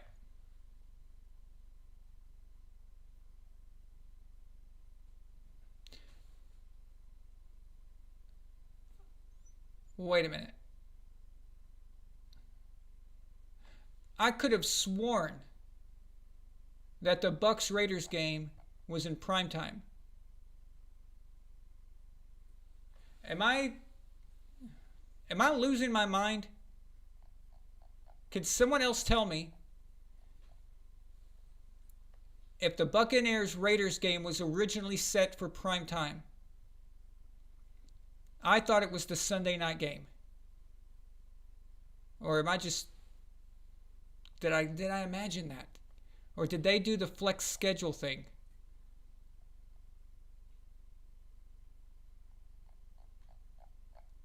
Oh. They did change it. Okay, thank God. I thought I was like, what the hell's wrong with me? Obviously, you guys know who I'm going with. Going with Tampa Bay. Can't wait to see what this team's going to look like with Antonio Brown in Week 9. And perfect time too. Perfect time to do this. Bring AB in right to play the New Orleans Saints and get payback for that Week 1 game. So that's going to be awesome.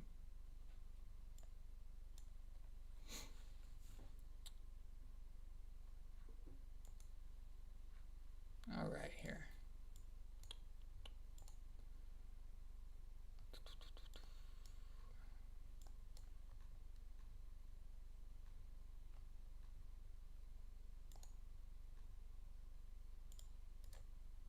How annoying is that?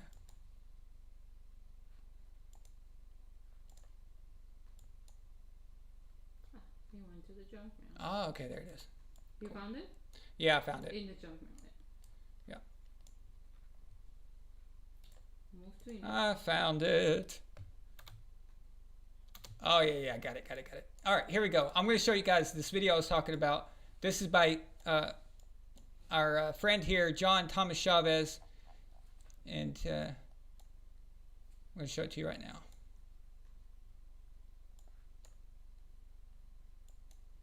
Hello, I'm John Thomas Chavez, and I'm going to imitate to you just how Patrick Mahomes runs, how his contemporaries run, and how people react to them.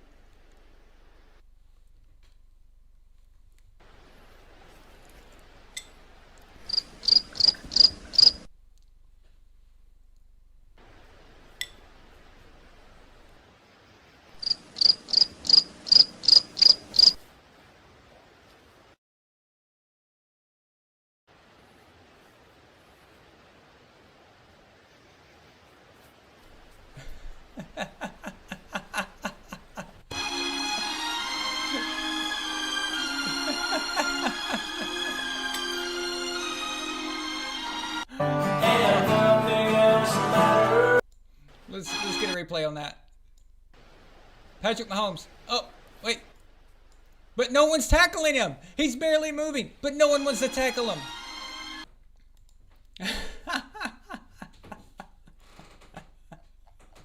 That was good, Thomas. Very, very well done.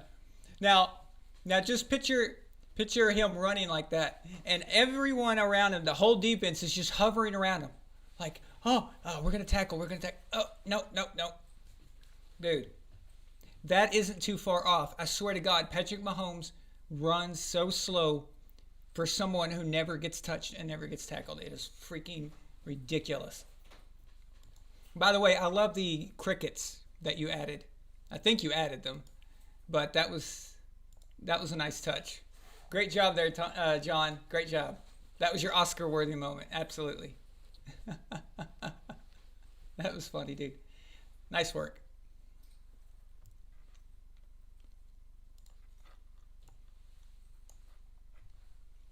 I like it when our VAS fans they come up with videos and stuff. Another guy came up with some kind of Chris Sims highlight reels, like really hilarious. All right.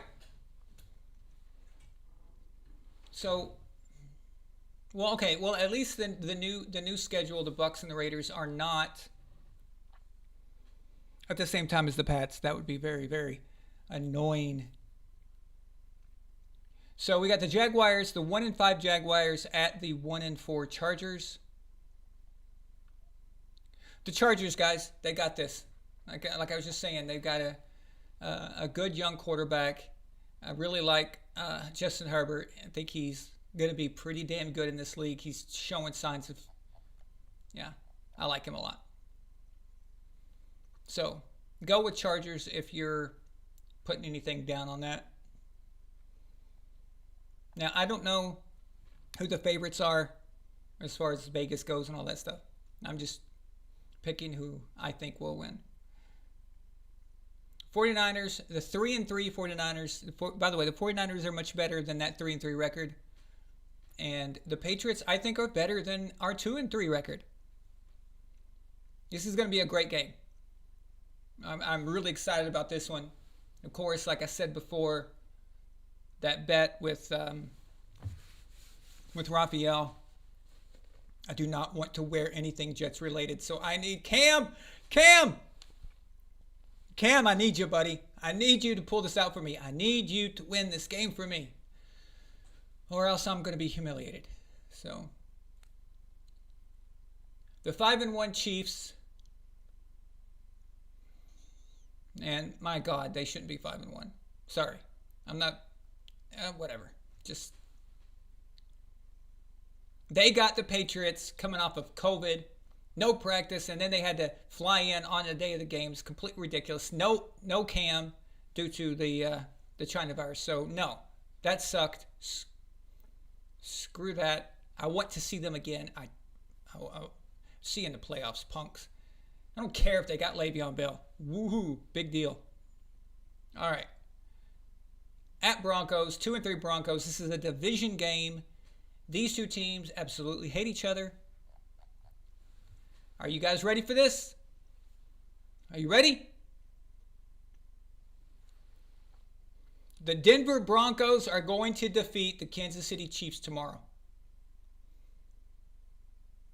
I'll say it one more time. The Denver Broncos are going to defeat the Kansas City Chiefs.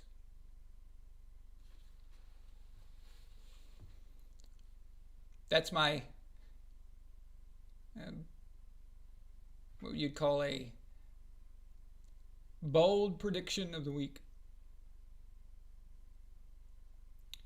Of course, we've got Sunday Night Football, the new Sunday Night Football, which was apparently rearranged from the Bucs Raiders game. But now it's 5-0 Seahawks against the 4-2 football babies.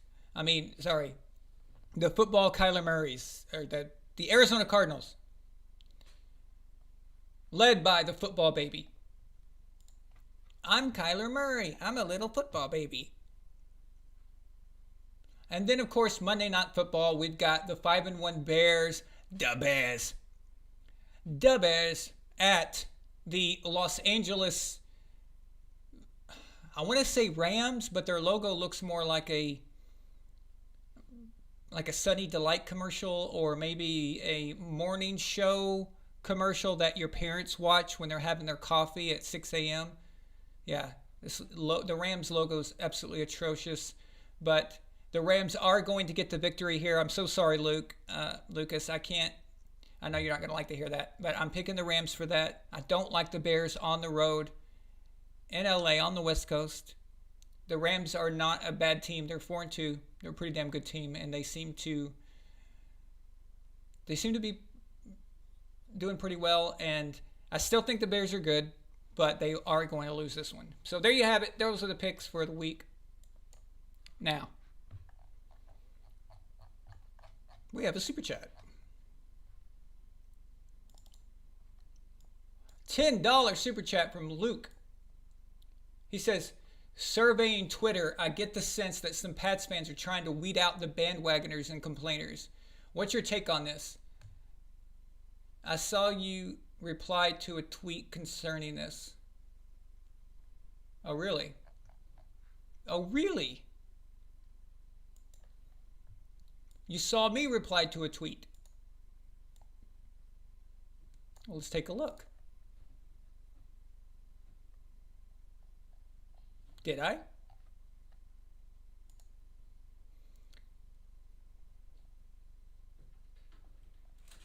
Okay, what I see here is I said something to Troy Aikman. Said something about that little cocksucker, Barry McCockiner. I actually don't tweet that often.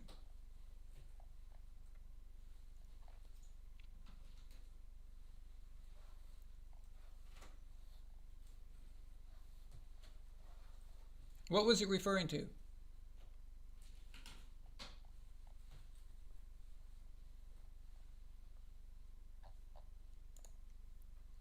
Let's see here. Oh, yeah. Oh, someone said, can someone explain to me how Andy Dalton got a job before Cam Newton? And I wrote, do you want the truth or an answer that gives you confirmation of what you already believe? He never replied to me, so I guess he doesn't want the truth. So, and then Shaq. Actually, is Shaq even here? No. You got something going on tonight? Cool. I don't. But Shaq said, because they said Patriots completely botched quarterback situation by trading Jimmy Garoppolo. And Shaq replied, I am so glad I have totally avoided the media this week because the gaslighting on the subject is at epic proportions. Shame on every single one of you. And I said, oh, absolutely. Jimmy G is just tearing up the league. It was such a mistake to get rid of him and keep who would be the 2017 MVP, a Super Bowl appearance, and then a Super Bowl victory, and now they have another MVP. What a mistake. Oh, man. I mean, that's just terrible, right? Terrible. Completely stupid. Then another idiot said, oh, well, talking about, he was ragging on Cam Newton. He said, the team has no playmakers, and Cam Newton looked like he spent the last 2 weeks in bed. And I wrote, breaking news, Cam Newton looked rusty in the Denver game. Holy crap, it's almost as if he wasn't at practice or something. So, yeah, you gotta love Twitter. Freaking idiots. Oh, when I said you're one of those. Yeah, that guy. Oh, that was a while back, wasn't it?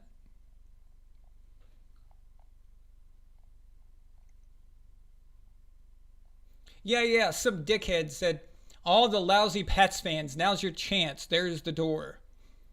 And I said, yeah, so you're one of those. Meaning the bitchy little whiny Patriots fans who are trying to say, oh, I'm hardcore Patriots fan. I'm so hardcore that I have to show my Patriots fandom by crapping on Tom Brady. So that makes me feel good about myself. It makes me show that I'm really Patriots through and through. God, do you have any idea right now how many YouTube channels there are that are Patriots YouTube channels? And these guys are just awful. All right, they're just completely crapping all over Tom. They think they got this huge echo chamber where they're just like, oh yeah, everyone's cheering them on. Oh yeah, you're such a hardcore Patriots fan. You're so loyal. I'm like, show me a picture of you rooting for the Patriots in 1999, you little piece of shit. Actually, show me a picture of you rooting on the Patriots before 2001. All right? Whatever. Almost every one of these people who act like that are complete and utter liars. And by the way, make no mistake, those guys are watching every game Brady plays in. Why? Because they really want to see what's going on. They really want to know.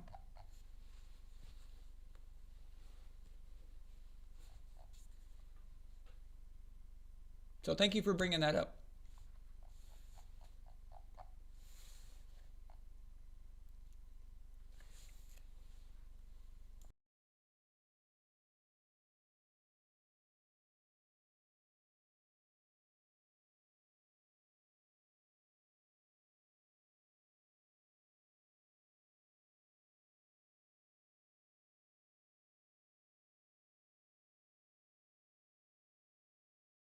So let's see what you guys are talking about.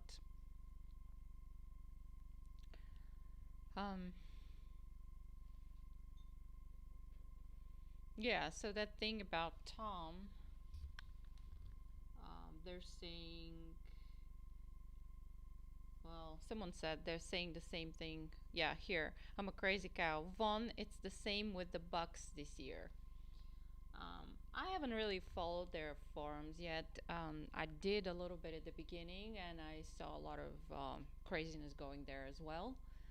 Um, People not liking Tom, not appreciating Tom, saying all kinds of crazy stuff. So I don't know. It's kind of difficult. I mean, when you have a player that was with you for a a very long time, and now they're not playing for you, or if you have a guy that you hate.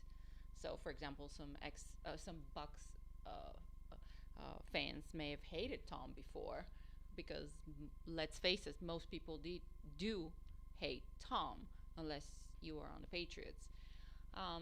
So in a way, that change put them in a strange position.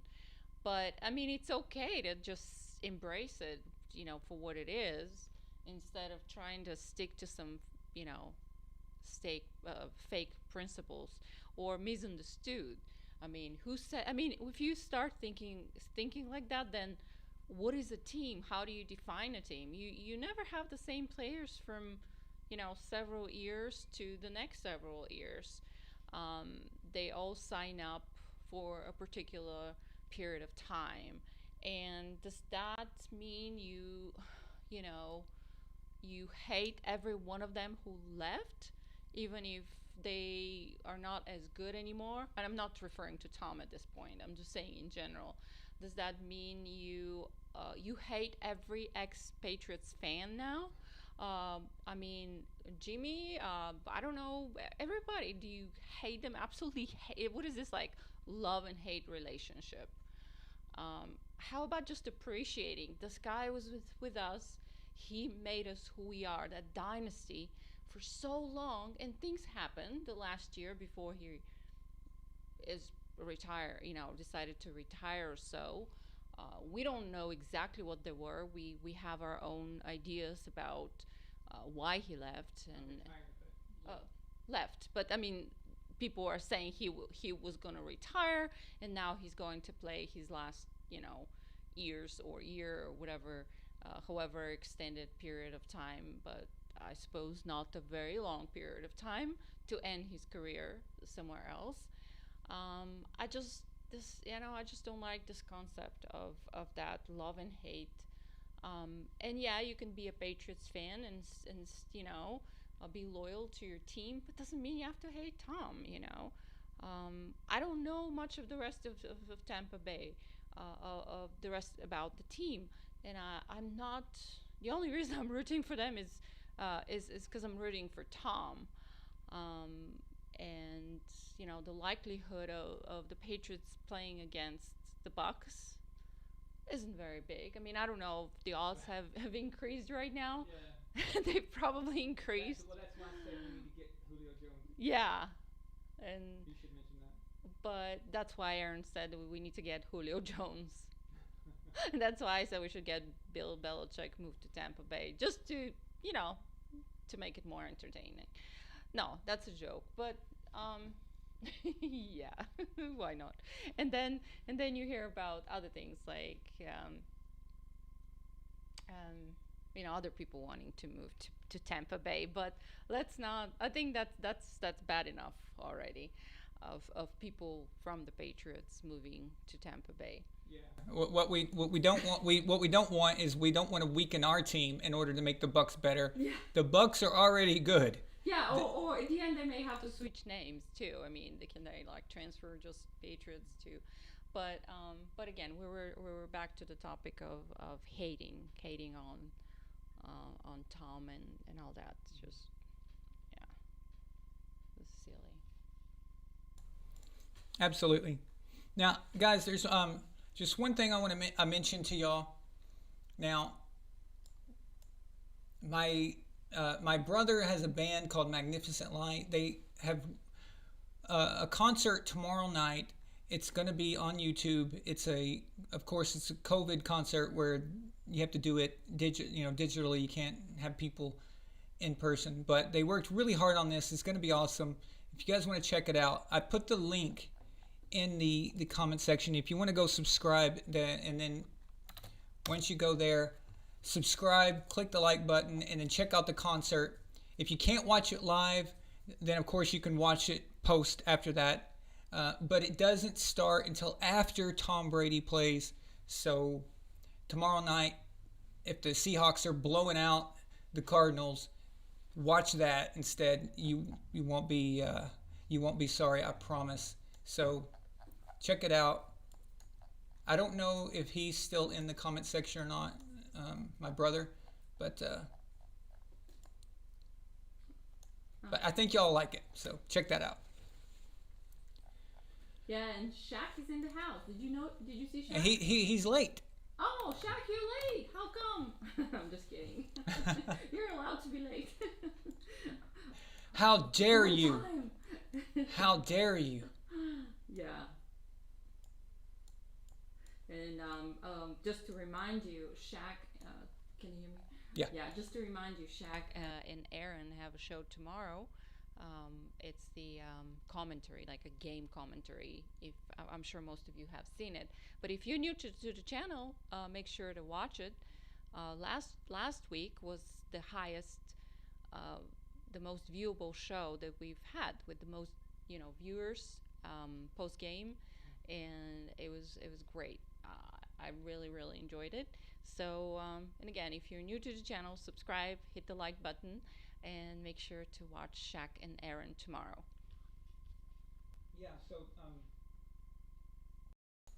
So the post game show, that will be right after Tom finishes up on the Raiders, and we'll just combine the Patriots post game, because the Patriots game is first. It starts, and it's the early game, and then Tom will play right after that, and then we'll have the post game, and then the concert. So you guys should watch the concert. It's I think you're gonna like it, and I really want to support my brother, and I really want this to go well. And if you guys could go in there and subscribe, that'd be awesome. Again, I put the link in the comment section. So, is there anything else, Elena? Did we go over? Did you cover all the games? Yeah. Yeah. Okay. Unless there's anything else, guys. Did we forget anyone, or any last minute comments that we can cover?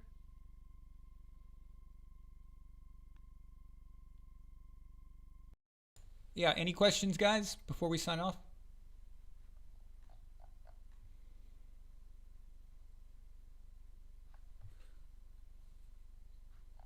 Now, tomorrow night we'll be taking calls, okay? Yeah. Now, I have a new mechanism that we're going to try out. These eCam people sent me a beta test software, and it's got this thing called Interview. And it's a way to go around using Skype, okay? Because Skype has been a big problem for us lately. I'm going to try it out. Hope it works. But when we go live tomorrow night, I'll show you guys how to do it. It's just a link that you go to, and then you can connect to me. Let's try that out tomorrow and see how that works, because I think that might be cool. And we might have less problems with the connection with the Skype, because I remember when we get like one or more than two people on Skype, it seems to just wig out and freak out. I don't really know what that is. Yeah. So yeah, just for those who haven't called in yet, we'd like to hear from some new callers.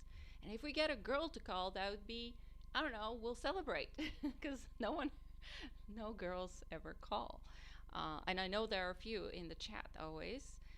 It would be good just to, ask a question, say, make a comment about your favorite team or whatever it is that you want to say. Football, mostly football related. But yeah, do log in, sign in, and call us. We'll provide the link to the instructions on how to dial. All right, guys. Well, thanks for tonight. Thanks for all your super chats and being here. Imagine the pregame show before the Saints in Week 9. That's going to be crazy. But for now, we have some great matchups. So we have Jimmy G versus Belichick. Then we have Tom Brady versus Derek Carr, who's not looking too bad, guys. He's actually, it's not a joke there. Then you have the postgame show, and then you have the concert by Magnificent Light. So look forward to seeing you guys tomorrow night. And you guys have a great weekend. A great weekend. And yes, you can call in audio only. Absolutely. You do not have to be on camera. The only requirement to be on camera is if you want to debate me. So anytime someone wants to debate against me, they have to be on camera. So, but if you're just calling just to chat or you have a question or something, audio is completely fine. In fact, audio is less taxing on the software. So, all right, guys, talk to y'all later. Have a good night. Bye.